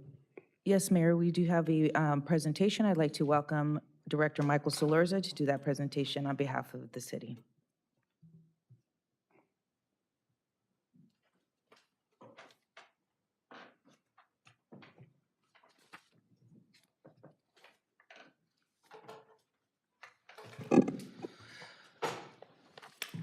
Thank you very much, Mayor, Council. Thank you to Acting City Manager Arlene Salazar. So tonight, we'll be presenting the first quarter budget report showing results from first quarter, July, August, September. So we get that report, that presentation. There we go, right on. So nice overview of unaudited results from last fiscal year, looking at revenue expenditure projections for this year, general fund focus, an overview of our hotel operations, and then obviously an opportunity for some questions and answers. So what this report does is it's utilizing actuals from July, August, September. This helps us recalibrate our projections and forecasts for the current fiscal year. Obviously, the budget was adopted in June. This is an update of where we think we're going to end now with some 3 months worth of actual data. What's nice is using June 30th unaudited results to kind of see where we ended, to kind of help us see where we might end June 30th, 2024. And then kind of looking ahead in late January, February, coming back with the second quarter budget report that will be used for our budget development kickoff for 24-25. And then just a quick, a reminder of the budget development cycle that guides what my staff and I do when it comes to putting together the budget and presenting results to the council and the public. We're in that far right-hand side, the kind of the last 2 years of this 5-year budget cycle where there's more intense analysis of actuals, of trends, working with departments a lot more closely to kind of question their expenditures, really kind of get behind what's happening, how their operations impact expenditures, kind of refining the budgets based on that analysis, and then just constantly improving every year, constantly improving our budget document, our budget processes, and working closely with the departments to produce the best budget possible and also to produce the best forecasts that we can. And part of that process improvement is something I've taken upon myself with the finance department is to get better at our year-end close so we have access to unaudited results more quickly. Even when I started, it took me a couple of years to get to the point where there's actually unaudited numbers available at this point versus having to wait 6 months from June. So just, again, part of that improvement process that leads to greater transparency and, just more information available to council to help you make your decisions as well as to the residents to see, how we're doing things. And speaking of transparency, something that I want to highlight that the mayor has requested over the last year plus that we've been able to have come to fruition using our another piece of software that we've had for about 4 years now called OpenGov. I can create these reports, they're live reports, and they're linked off of the city's website. And right now what's up there is general fund actuals to budget for the month of August. I'm working to get September up there and October within the next week. So what that will have is ongoing snapshots of where we were in August, where we were in September. And those reports will stay. So you'll always be able to kind of look back and see like, oh, hey, that's where we were for August. The goal is to build this so that 3-4 years from now, you can look at August of this year versus August of next year, so on and so forth. And again, just increasing transparency and access to that data to the public. It's a work in progress. I'm excited to get that up there. And then the hope is to kind of add additional funds, like put our transit fund up there and our hotels to offer up the same data. But obviously the focus is on the general fund now and to get that up and running. So the August report is available right now, and within the next week, I'll have a September and October report available on the website. So it's kind of where the rubber meets the road here. Where we ended last fiscal year, the adopted budget for 23-24, and then we're looking to end this year. So the good news is we ended unaudited with about an $18.1 million surplus in the general fund. I kind of chuckle because that's just a huge number, $18 million. I wish it was sustainable. I wish it was something we could count on every year, but there's two significant sources of one-time revenue that beefed up our revenue for last year. Sale of the water system, which again, was recommended by the state auditors, some real diligent work over a number of years to finally make that happen. February of 2023, that closed. We got the revenue from that sale. And then also in February, escrow closed on the property that we owned in Pico Rivera that we'd owned for decades. And that also contributed to a very nice closing surplus. At the end of the day, that revenue falls to the general fund reserves. So now our reserves pretty much doubled when you look at June 30th, 2022 versus June 30th, 2023. So again, that is one time. It is excellent. I'm not going to look a gift horse in the mouth, but let's get back to reality. A more reasonable surplus that we're looking at. Adopted budget of about $629,000 surplus. The updated forecast is showing us with about a $515,000 surplus by year end. So a lesser surplus, but still a surplus at this point. Again, 3 months worth of data, able to update some trends. The good thing is between now and January, we get a large tranche of property tax and other revenue that will give me some more data to update. So stay tuned, late January, early February, another update to our general fund forecast. And then just a reminder, it's important to realize where our funding comes from. Two main sources, sales tax and property tax. It's about 57% of the general fund revenue. And that sales tax, I'll get into that in a second, but it's 1%, our Monterey Park Marketplace sharing agreement, and then obviously Measure H. And then property tax. And that will grow as properties are finished in Montebello Hills, some of the infill projects that we're doing, the Cesar Chavez project on Whittier and 6th Street. As those projects get completed, they'll add to our assessed value, which will in the end contribute towards our property tax. So, some good future additional income on the horizon. We should really start seeing significant income from Montebello Hills next fiscal year, 24-25, as those properties are finished and sold and occupied. And then just here's it's kind of busy, but it's just all of our sources of revenue. The three sources of sales tax totaling about $26,575,000. The updated projection. Property tax all told about $15.488 million. And then you have other taxes, which is our TOT, our property transfer tax. You'll see license and permits is up. That's due to mostly due to Montebello Hills and Topgolf as we get building permits from those large projects.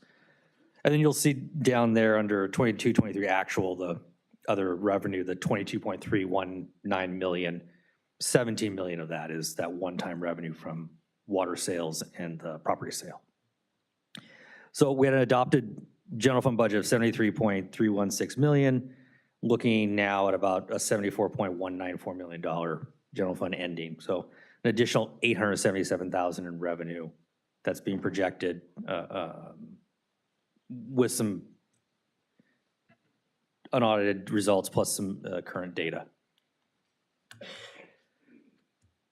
So continued strong sales tax performance, and strong in the sense that it's, we're about a 2% growth, which, given the fits and starts of the economy, that's a pretty good sales tax growth. And as mentioned, Montebello Hills and Topgolf continue to contribute to license and permit revenue. it's, I don't want to call it one time just because Montebello Hill is going to be a couple years, but it is limited term. So at some point, that revenue will fall off as the homes are completed, but for now, it's nice to realize that. As our cash balances increase and higher interest rates are in the market, our investment income has increased nicely. And then I reduced property tax projections a bit. Again, using where we ended last year, that helps me update things. And I can update. It's always tough to ratchet down, but it's, once you get that data, it's like, okay, I got to be a little more realistic. So that's what we're seeing in these updated revenue projections. And then the sales tax focus, again, you got those three sources there. The 1% Bradley Burns, which every city in California receives. And then we have our Monterey Park Marketplace tax sharing agreement, which, again, whether it's Costco or Chick-fil-A or Buffalo Wild Wings, whatever you happen to go to over there at Monterey Park Marketplace, we get 18% of that sales tax. We still get 50% from Costco. That's going to be ending by the end of this fiscal year, but it'll continue on at 18%. So, and the good thing is the gas pumps at Costco contribute towards that as well. So, if you can stand and wait in the lines, fill up at Costco. It helps us, right? And then obviously Measure H. And Measure H is continuing to come in strong. Looking at $7.7 million in 2021, the first full year of its implementation, projecting $10 million. And that's about a 60, the ratio to Measure H to Bradley Burns is about 65, 66%. And that seems to have held steady over the last few quarters. So it helps to be able to project 1% and then back into that from with the Measure H.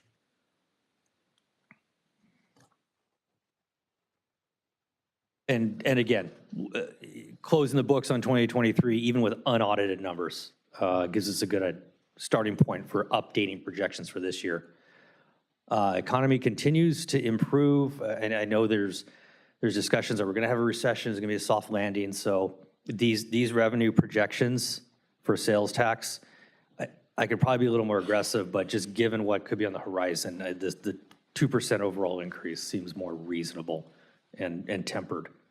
But we'll see as the economy progresses which way it goes, whether or not we'll actually see a recession versus just a slowdown. And then on the other side of the ledger, the expenses, again, no surprise, public safety is very important here in Montebello, and more than half of our budget, 51.2%, goes to our police and fire departments. That 23% to public works, that's non-capital. So that's our ongoing park maintenance, facility maintenance, street maintenance, all of that stuff, our engineering services, that's all non-capital project. So, probably the stuff that our residents see on a daily basis in terms of keeping our parks looking good and their streets paved and potholes filled, graffiti removal, street sweeping, all of that's out of that public works budget. And then just from a overall standpoint, looking at we started with a $72.687 million adopted general fund budget. There's been some amendments. We're just under $75 million in amended budget and projecting a $73.679 million across all departments by year end. So I want to get into the amended a bit. Again, the adopted budget was $72.687 million. The amended budget is $74.998 million. So it's $2.32 million in budget amendments. More than half of that is from kind of your standard encumbrance purchase order rollovers, which we do every year.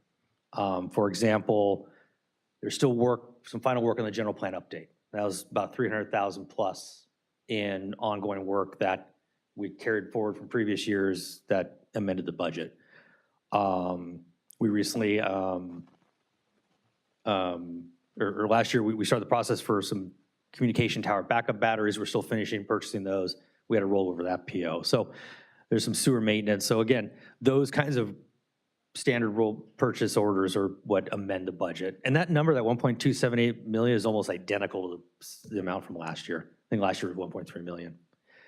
And then since July, there's been a total of 1.042 million in city council approved budget amendments. That's where staff comes to city council, recommends an action, and if we have to, we increase the budget accordingly.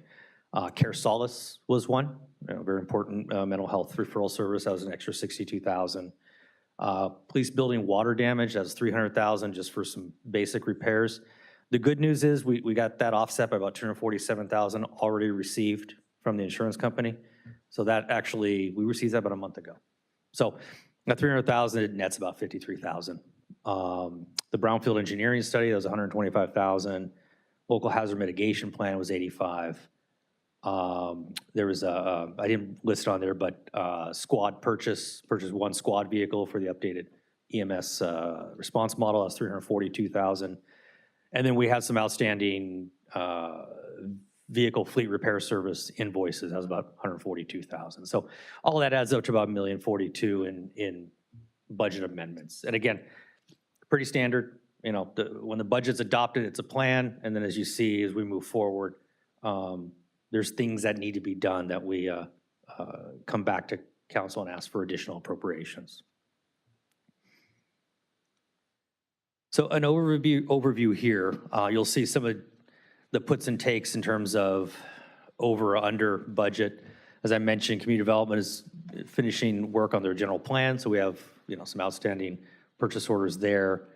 There are some salary savings in my finance information technology department with some vacancies across both divisions.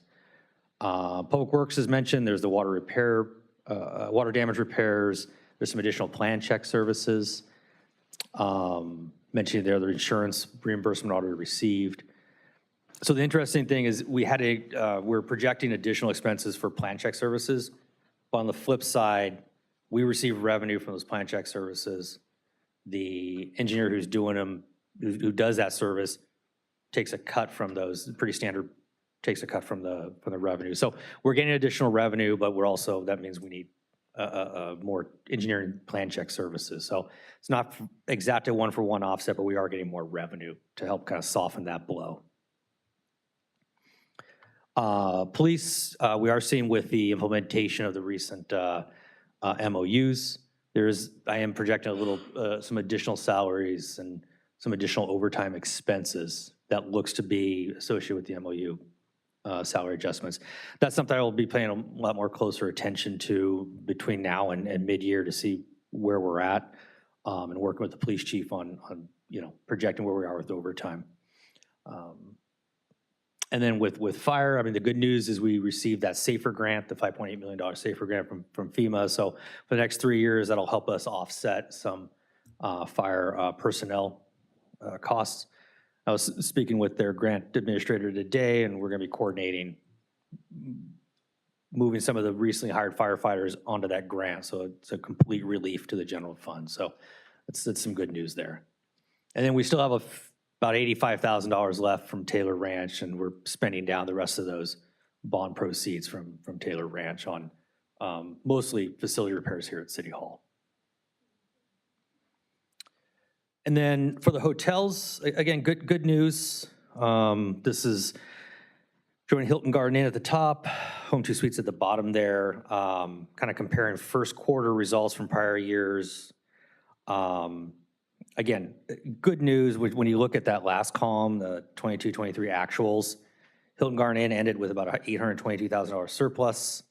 Home 2 Suites ended with about $4.1 million surplus. So doing very, very well post-COVID. And this next slide kind of shows that when you look at fiscal year 1920, fiscal year 2021, Hilton Garden Inn obviously suffered the most. The pandemic really messed with occupancy. Fortuitous timing, though, they were able to close down, do the renovations. So you see in subsequent years, Hilton Garden Inn is now showing a stronger surplus. And then Home 2 Suites never got negative. You can see they suffered again through the pandemic, but have picked back up and are doing very well. So again, just as a reminder, the revenue received from both those hotels completely pays for all operating expenses, including debt service. There is no general fund impact from these hotel operations. And when you look at those surpluses, I mean, it's obvious they are doing well enough to support their own operations as well as any debt service or anything else associated with those hotels. Hilton Garden Inn is looking at about an 89% occupancy rate. And when you look at Home2 Suites, they're about a 93% occupancy rate. So again, have really ramped back up post-pandemic. And then that is what I have. Again, thank you for your time and attention. And if there are any questions, free to field those. So thank you. Thank you so much, Director Salarza. Just to substitute in for my colleague, I'll go ahead and just go around the table with Councilmember Melendez if you have any comments or questions. Thank you for the presentation. Can we turn over to slide number 4? Yes. If we can get that presentation up. There we go. Sweet.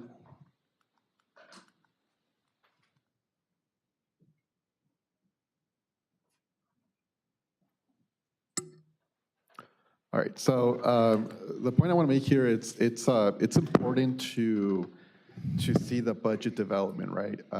It's a 5-year cycle.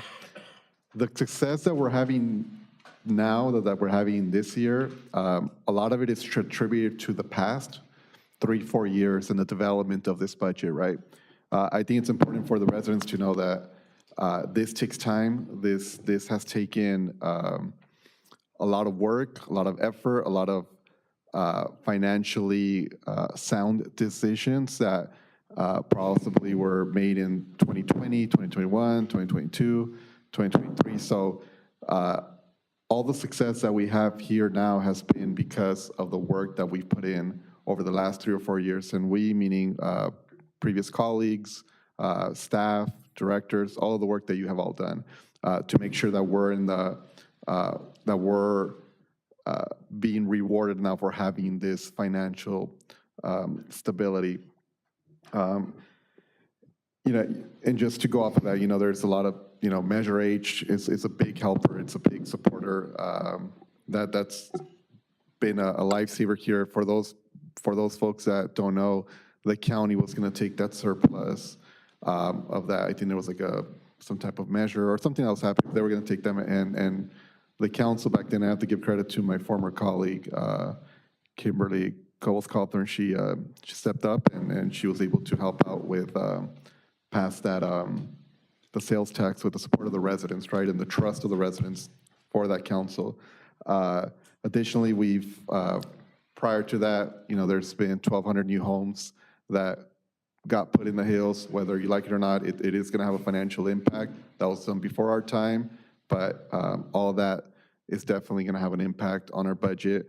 Topgolf was done, many years, probably 5 or 6 years, even prior to us. There was already conversations about Topgolf coming in. Our former city manager was instrumental in being able to bring that Topgolf into our city, and that's part of it, right? That's a part of municipal government, right? There's a lot of some folks start it, other folks finish it, but it's a long process. And also the pension obligation, right? Bonds. I mean, that was huge. I mean, we were paying a lot of money. Our former city manager also was able to help us out and support us with that. But just to say all of this, we're here, and the success that we have now has been built on the last several years that we've had in really investing and making sound decisions to assure that our budget is sound, is good, and that we're in good shape. So just wanted to make that point. Thank you.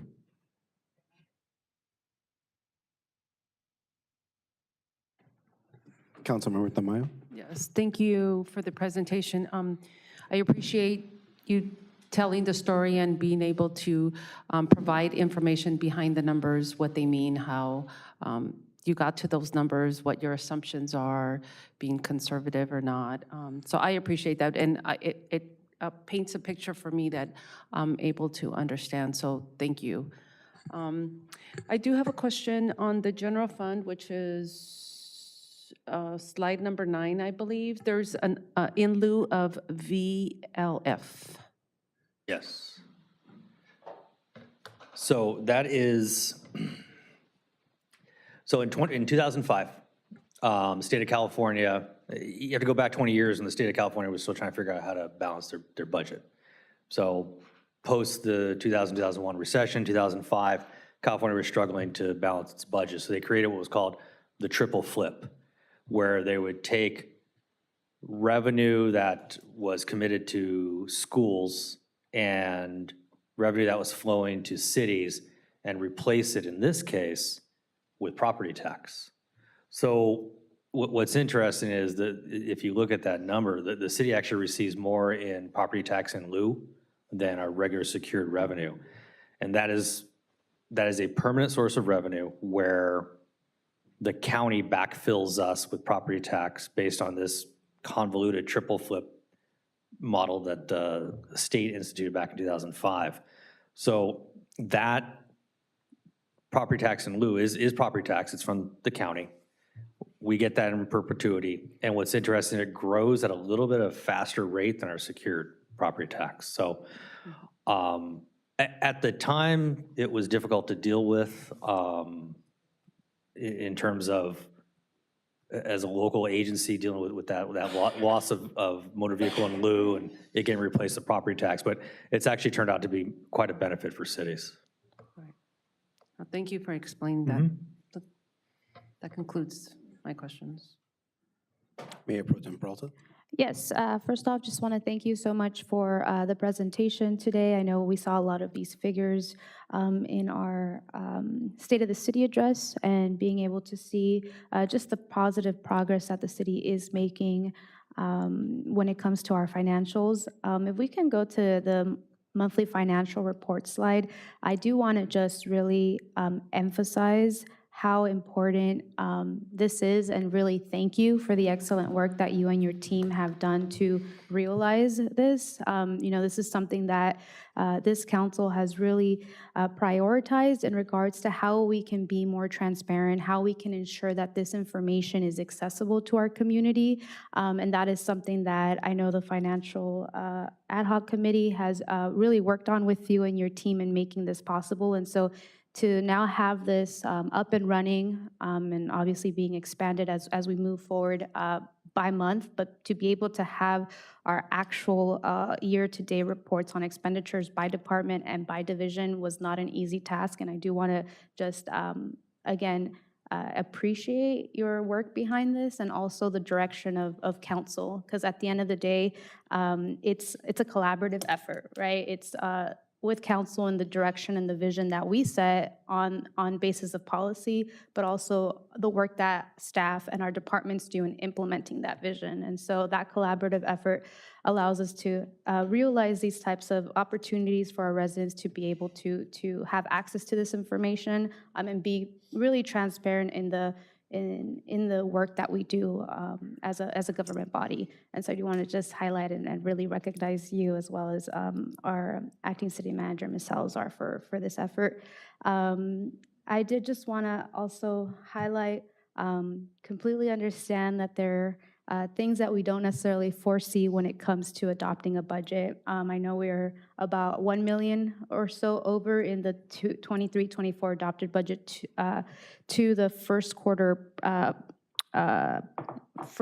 or being now in the first quarter, where we are seeing that close to about 1 million or so difference. I think that as best as we can, and I know it's difficult, but being able to really project out whether it's items that council is deliberating or voting on prior to the adopted budget, being able to include those would be, I think, really appreciated, as to not necessarily stray too far away in the millions when it comes to what we've adopted to then the first quarter projection that we currently have.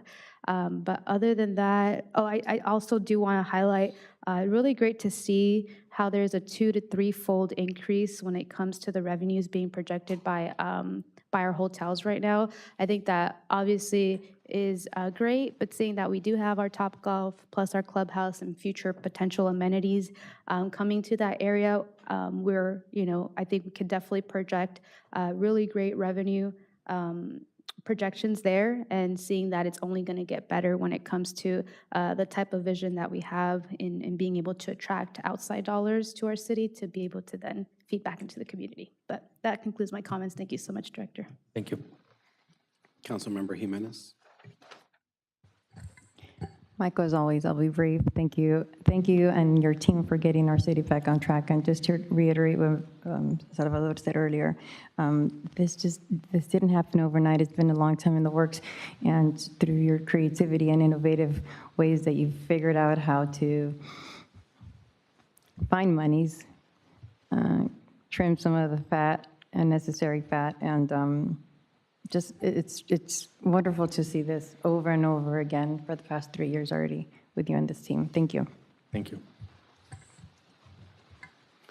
Thank you, Director Solorza. I had the pleasure of presenting our financials at the State of the Cities for the past couple of weeks, so definitely the work done by staff helped council look good and delivering great numbers, so that's always very much appreciated.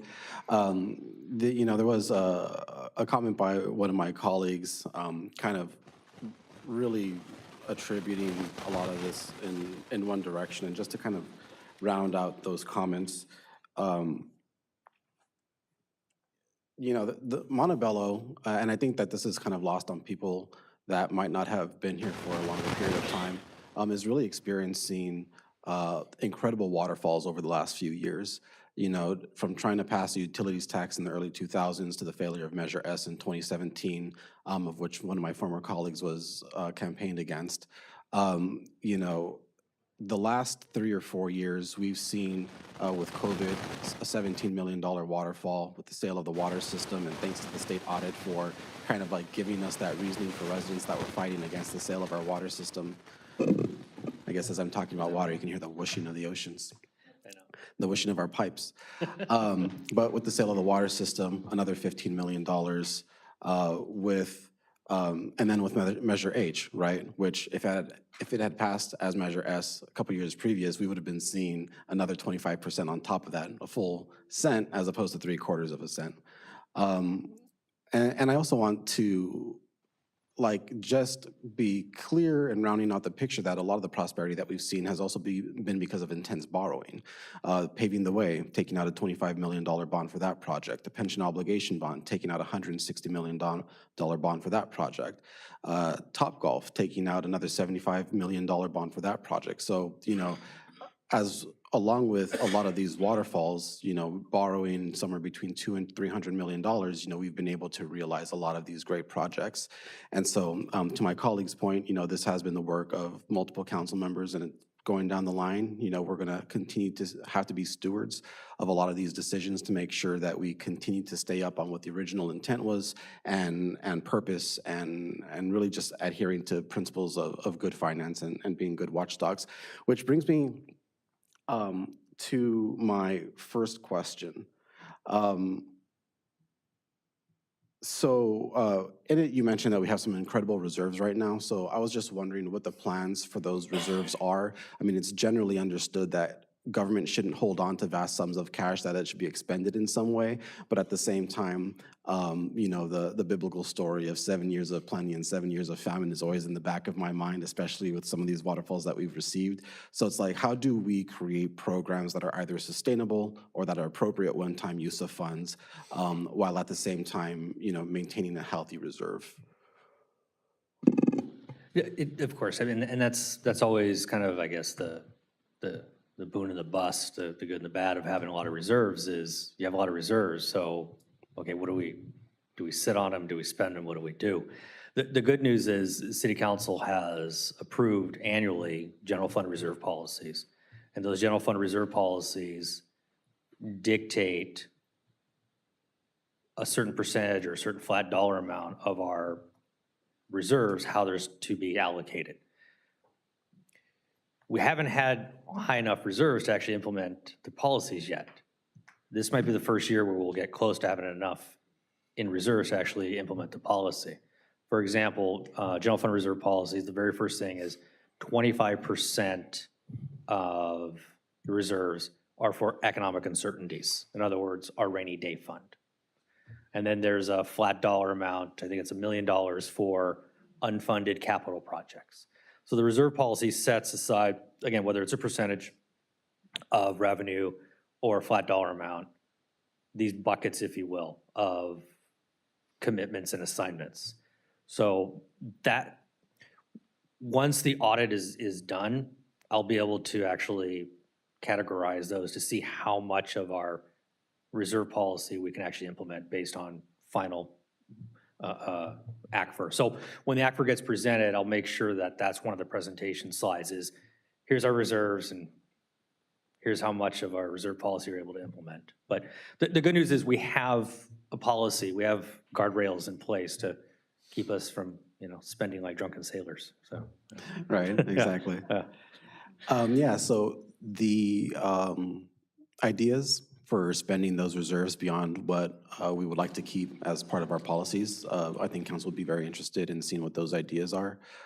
Perhaps in a memo or as an agenda item presentation, just getting a little bit more into the weeds and understanding how we're using that to accomplish our mission.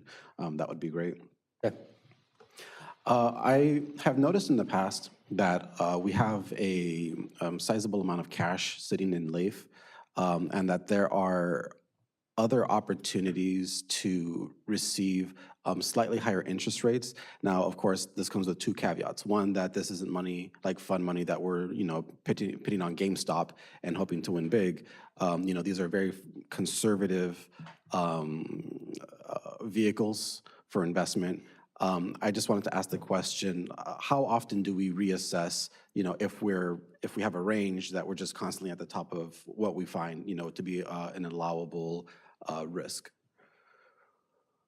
Usually on a quarterly basis. So, with the quarterly treasury report, that's a good opportunity to say, okay, where are we cash basis wise versus this same quarter prior year? And honestly, up until recently, we didn't have a lot of cash, so and interest rates were such that it's like, it didn't make much sense. But to your point, Mayor, the fact that we're maxed out in LAIF, we got the max right now, 75 million that we're allowed to put with LAIF. We have a large balance in our checking account, which is good. But again, that checking account earns very little. Now would be a good opportunity to kind of look at some of these other higher interest earning, yet extremely safe public investment abilities. Okay. I feel like we have enough cash that we could actually do that and sock some things away for a longer 1, 2, 3 year period and still have enough liquidity to meet our daily needs. Okay, and that may fall within the same report that I mentioned earlier. Yes, yeah, absolutely. Yeah. Right. Just as a question of information, if it would be possible to juxtapose how much we were getting in sales tax dollars when Costco was in Montebello. I understand that sometimes there's confidential provisions as to determining who is paying out what sales tax, but if there's ever any way to juxtapose that versus the 50 and 18% that we're getting from the marketplace, I think that would just kind of be like a great visual and story to share with the community on how, even though we've lost Costco, which was a very big point of pride, I think overall we've seen a win in terms of the sales tax revenues that we're getting from the Monterey Park marketplace. So if that's possible, I would like to see some kind of element like that. Yeah, Mayor, at the very least, even if I can't release that to the public, I could at least prepare a confidential memo for council. Okay. Right, even if we can't, because again, the Board of Equalization, as you know, only allows certain, but I can check on that and see if it's great. possible. Yeah. Thank you very much.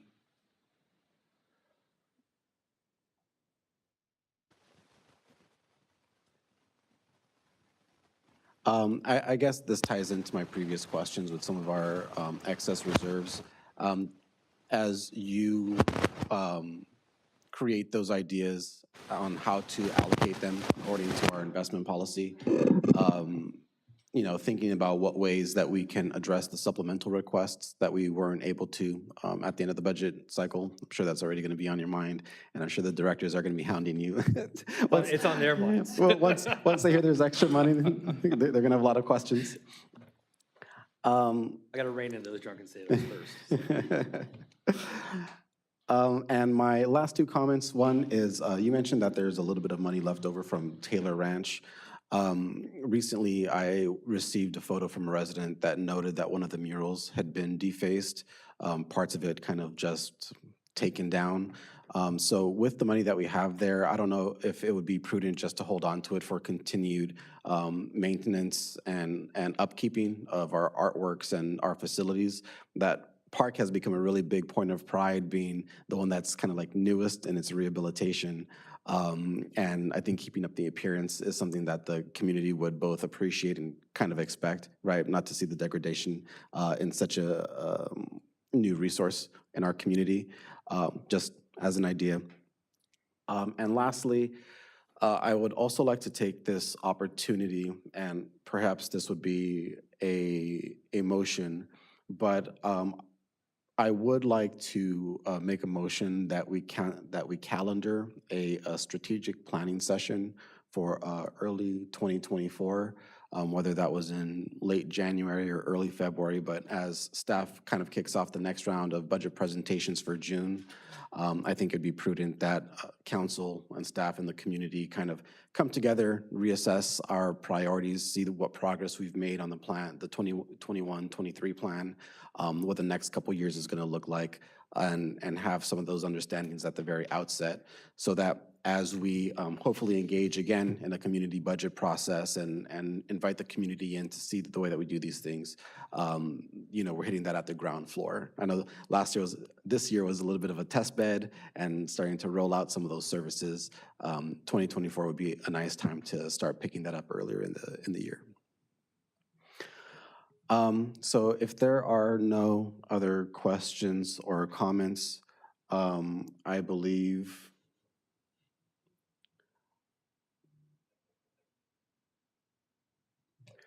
I would be making a motion that we calendar a strategic planning session for a time in January or February when the acting city manager believes would be most practicable. And then other than that, this report is just a receive and file. So that is my motion. Is there a second? I'll second. There is a second by Mayor Pro Tem Peralta. Mr. City Clerk. Councilmember Melendez? Aye. Councilmember Tamayo? Aye. Mayor Pro Tem Peralta? Aye. Councilmember Jimenez? Mayor Torres? Aye, and the item passes unanimously. And Director Solorza, thank you very much for your presentation.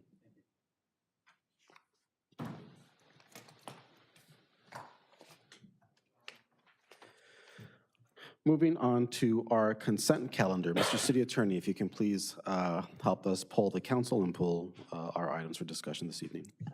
Thank you very much, Mr. Mayor, members of the City Council. All matters listed under the consent calendar are considered to be routine.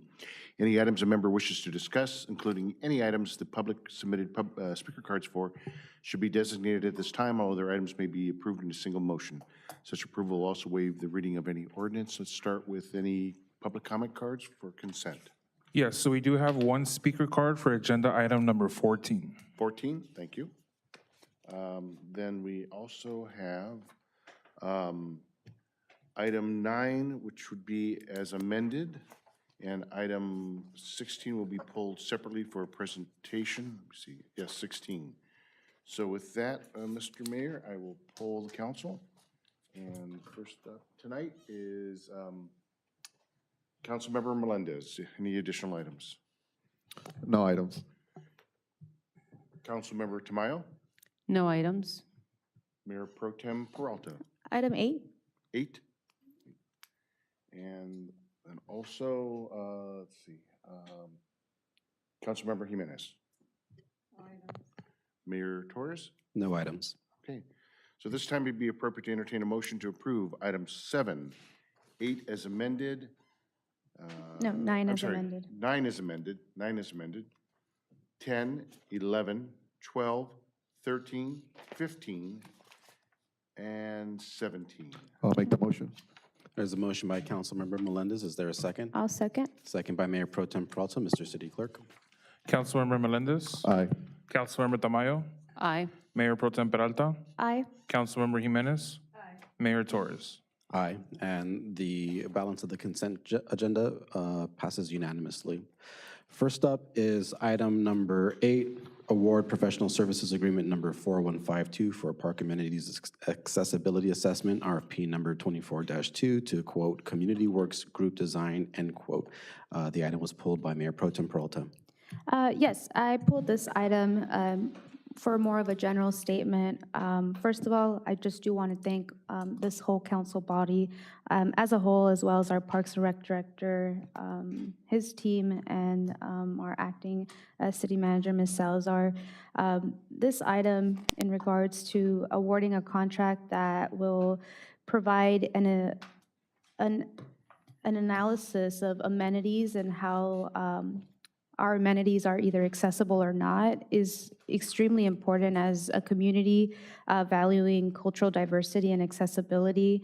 Not all parks are created equal, and I think that taking this into importance and really understanding that individuals in our community with disabilities should have equal access to recreational activities and programming is extremely, extremely important. I do want to thank, she's not here at the moment, but one of our residents, Ms. Tamayo, Rosita Tamayo, who comes to our council meetings and really advocates on behalf of children with disabilities, as well as seniors with disabilities for that, for being a voice behind those individuals that sometimes do get ignored in our community. And so this assessment will be able to really pinpoint where we have gaps within our structures, our parks facilities, our amenities, and our programming to be able to, on a council level, moving forward, begin to prioritize funding and policies that will enhance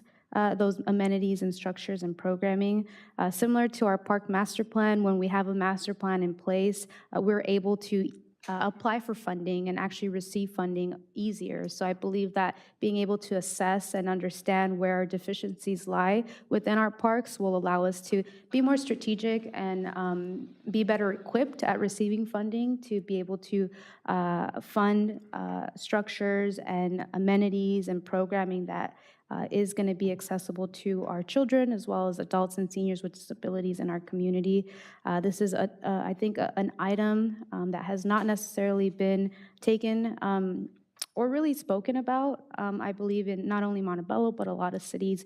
And I'm very proud that our Parks and Rec Commission actually has a parent as well as a professional in the world of children with disabilities. And so I know I've talked to our acting city manager about being able to give them the opportunity to create some sort of subcommittee that allows them to have a voice and really provide their recommendations and their vision and feedback when it comes to this type of expanded programming and assessments to ensure that we're being inclusive in the ways that that we prioritize any future type of initiatives. Very excited that I believe it's February, March, we will be having the city's first celebration that will be acknowledging families and children with disabilities, which I think is extremely, extremely important to be able to raise awareness, give families and our children a space to connect and really be able to be seen in our community and be able to be uplifted. I know, I forgot where I saw, I think it was a local city that they're doing like karaoke night with children for disabilities. So being able to have programming like that, fun activities for children that is accessible is extremely important, and just wanted to highlight my excitement for this item. So with that, if there are no other comments, I would like to motion to approve this. Thank you, Mayor Pro Tem Peralta, and thank you for your constant advocacy on this issue. To reiterate, thanks to the support of our colleagues and those in the community that have made sure to make this issue at the forefront of our attention and result in these kinds of actions. With a motion by Mayor Pro Tem Peralta, is there a second? I second. Second by Councilmember Tamayo. Roll call vote, please. Councilmember Melendez? Aye. Councilmember Tamayo? Aye. Mayor Pro Tem Peralta? Aye. Councilmember Jimenez? Mayor Torres? Aye, and the item passes unanimously. Next is item number 14, approve issuing a request for proposals for an art advisory consultant to support and facilitate the Art in Public Places program and perform additional related as needed services. And this was pulled by a member of the public. Mr. City Clerk. Yes, we do have Speaker Linda Nicholas.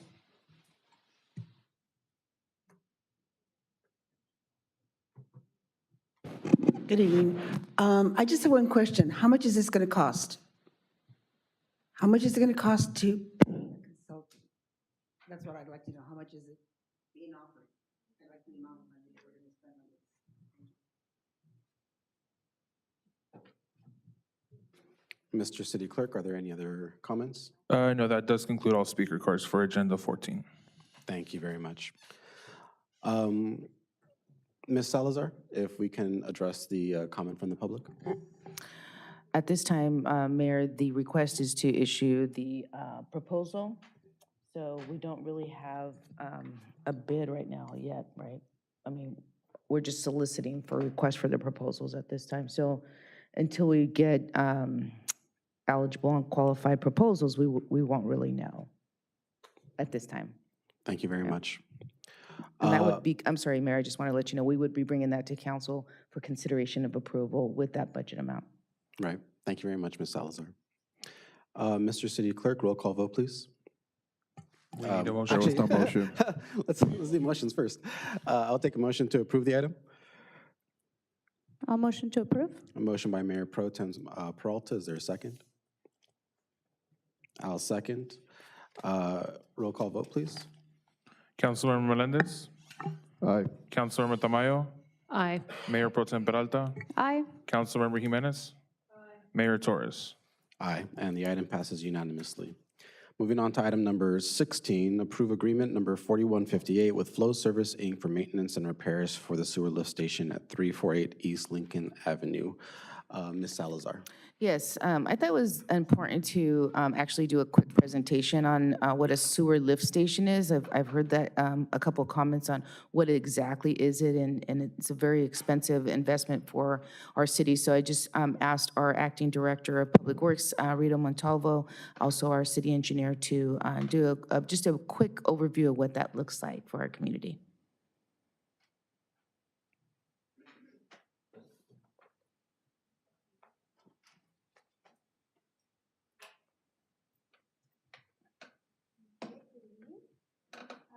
I just want to present a quick overview of the sewer lift station.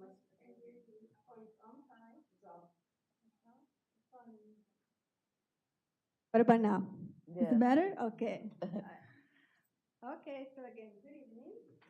I want to present a quick overview of the sewer lift stations that we have in Montebello.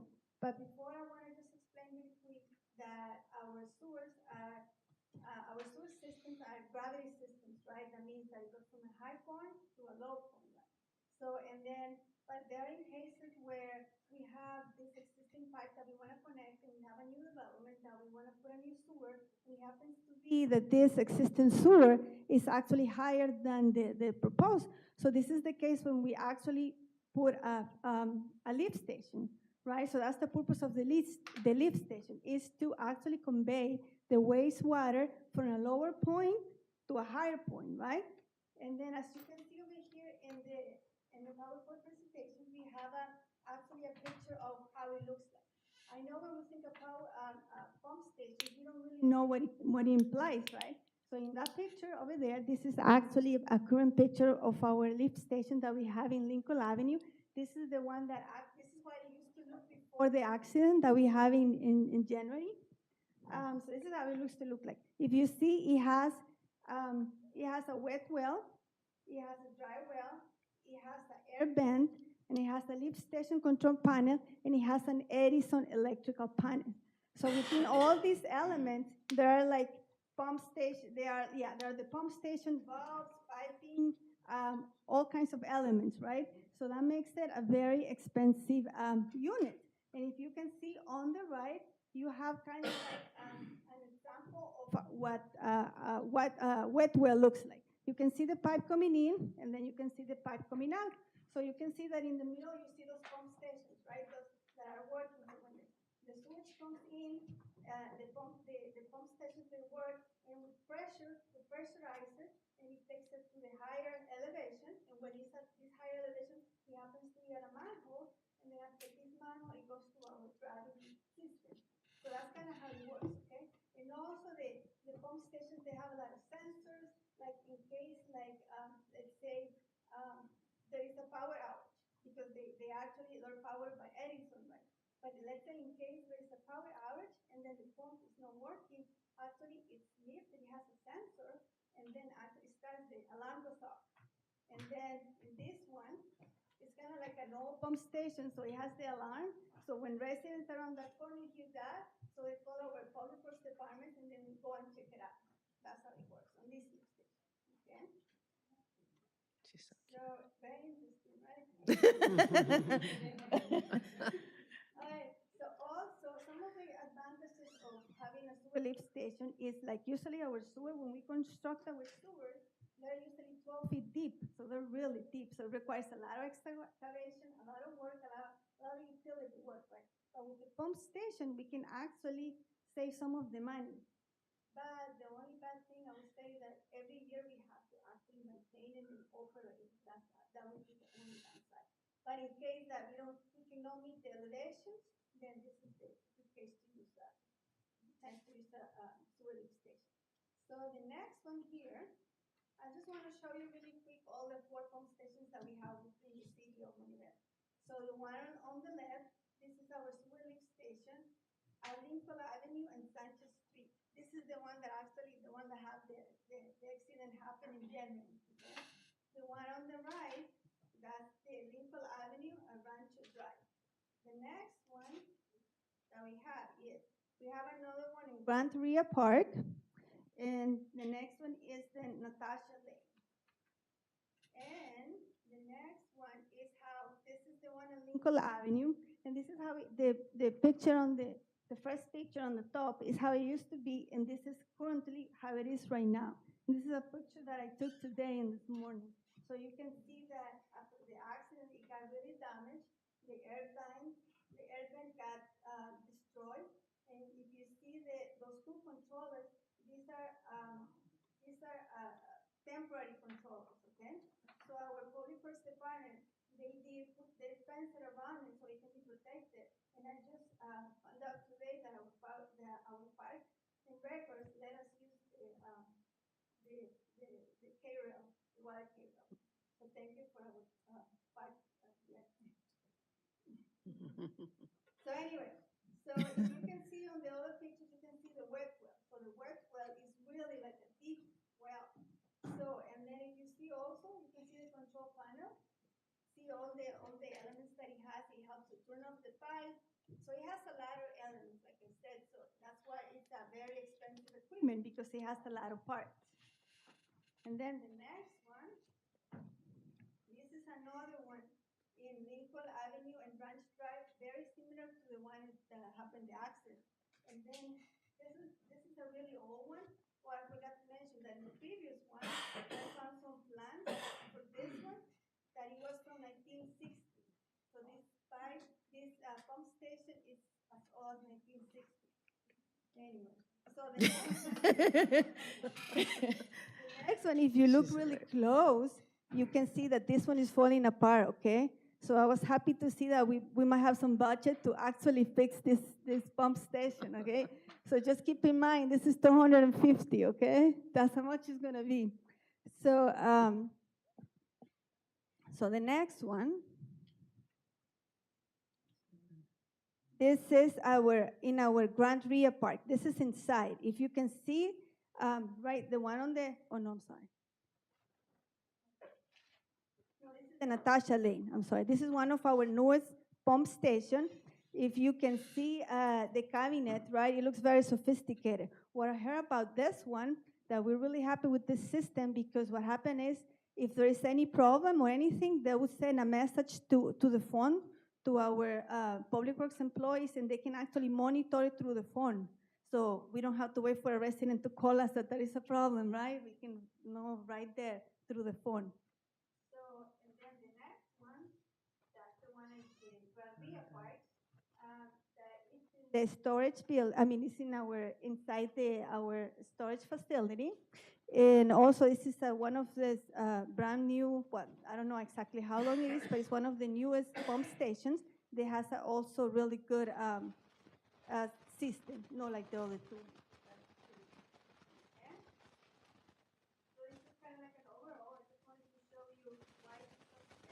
250 because of all the elements and all the work that it requires. And also just to keep in mind that we have to maintain them every month, so every month, every year. I won't scare you, we have to maintain it every year. And there is one that's coming up that we really want to fix because we don't want to have any problems in the future.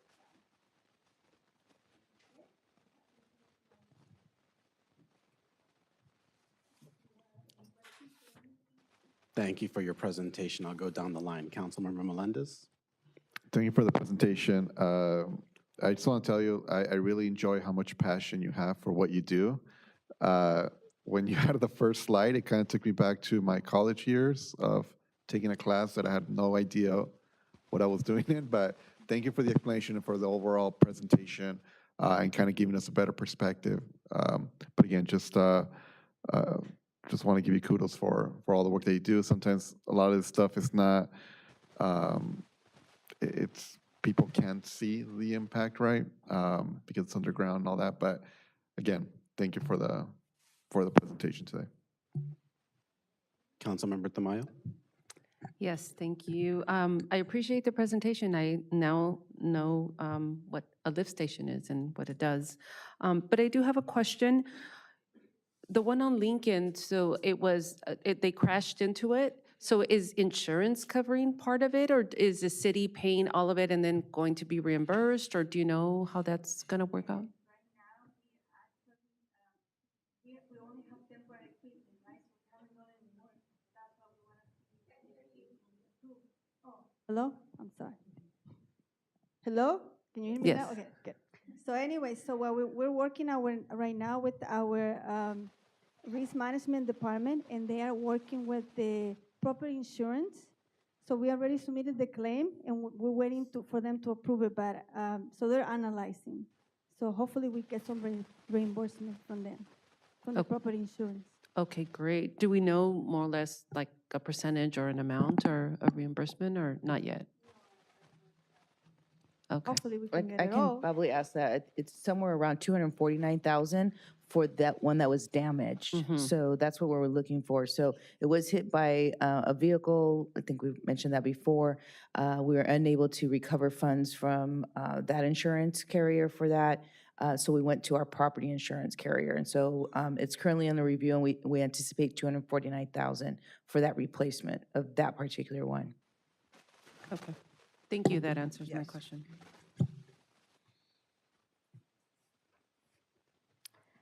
Just want to thank you so much for presenting to us what a lift station is. I think for the past, since I've seen an agenda, I'm like, okay, how does this look like and why does it cost so much? So I do appreciate, you learn something new every day. And I think it's also important for our residents to be able to see the investments that we make, and sometimes how much things like a lift station or like fixing our streets, how much that costs, and the work that goes behind all of that. So I do want to thank you for your presentation. Thank you. Councilmember Jimenez?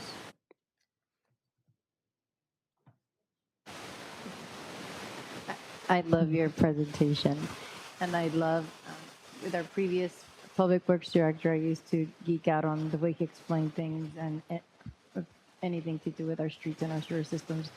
But I've really enjoyed your presentations, and I want people to know that you are actually that woman that grounds on the boot type of lady. And I remember, I believe her first week, right, Arlene, I met her briefly, and she was ready to go out in her boots and her hard hat because she's used to being out there.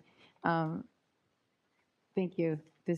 I hope that the ladies here in the audience were able to, or can appreciate, right, the knowledge that you just dropped on all of us when it comes to these things that really no one really gets to hear or see. But thank you so much. And thank you for your passion. I just had to say this pun, but I think it's fair to say without these pump stations, we'd be in really deep S, right? So, the ongoing maintenance and operations of these pump stations is essential, especially considering the degraded state of our sewer infrastructure in general. Seeing sinkholes appear from concrete pipes that have dissolved. There's a whole slew of issues to address across our sewer infrastructure, and so making sure that at least some of our parts that we can address in the short term are addressed expeditiously is very important. So Ms. Salazar, thank you for making sure that we highlight the work that's going on, and thank you very much for the presentation and kind of bringing us into the weeds of what it means to do these kinds of repairs. So with that being said, I will take a motion to approve I'll make the the item. motion. Motion by Councilmember Melendez. Is there a second? I second. Second by Councilmember Tamayo. Roll call vote, please. Councilmember Melendez, Aye. Councilmember Tamayo, Aye. Mayor Pro Tem Peralta, Aye. Councilmember Jimenez, Mayor Torres. Aye. And I'd like to congratulate council and staff on another meeting with unanimous consent across all items. Great job, everybody. Moving on to AB 1234 travel reports, I'll look across the dice to see if any of our members have a report to give. Seeing none and seeing that there are no council agency orals, I will take a motion to adjourn. I'll motion to adjourn. There's a motion by the Mayor Pro Tem. Is there a second? I second. Second by Councilmember Tamayo, and we are adjourned at 9:18 p.m.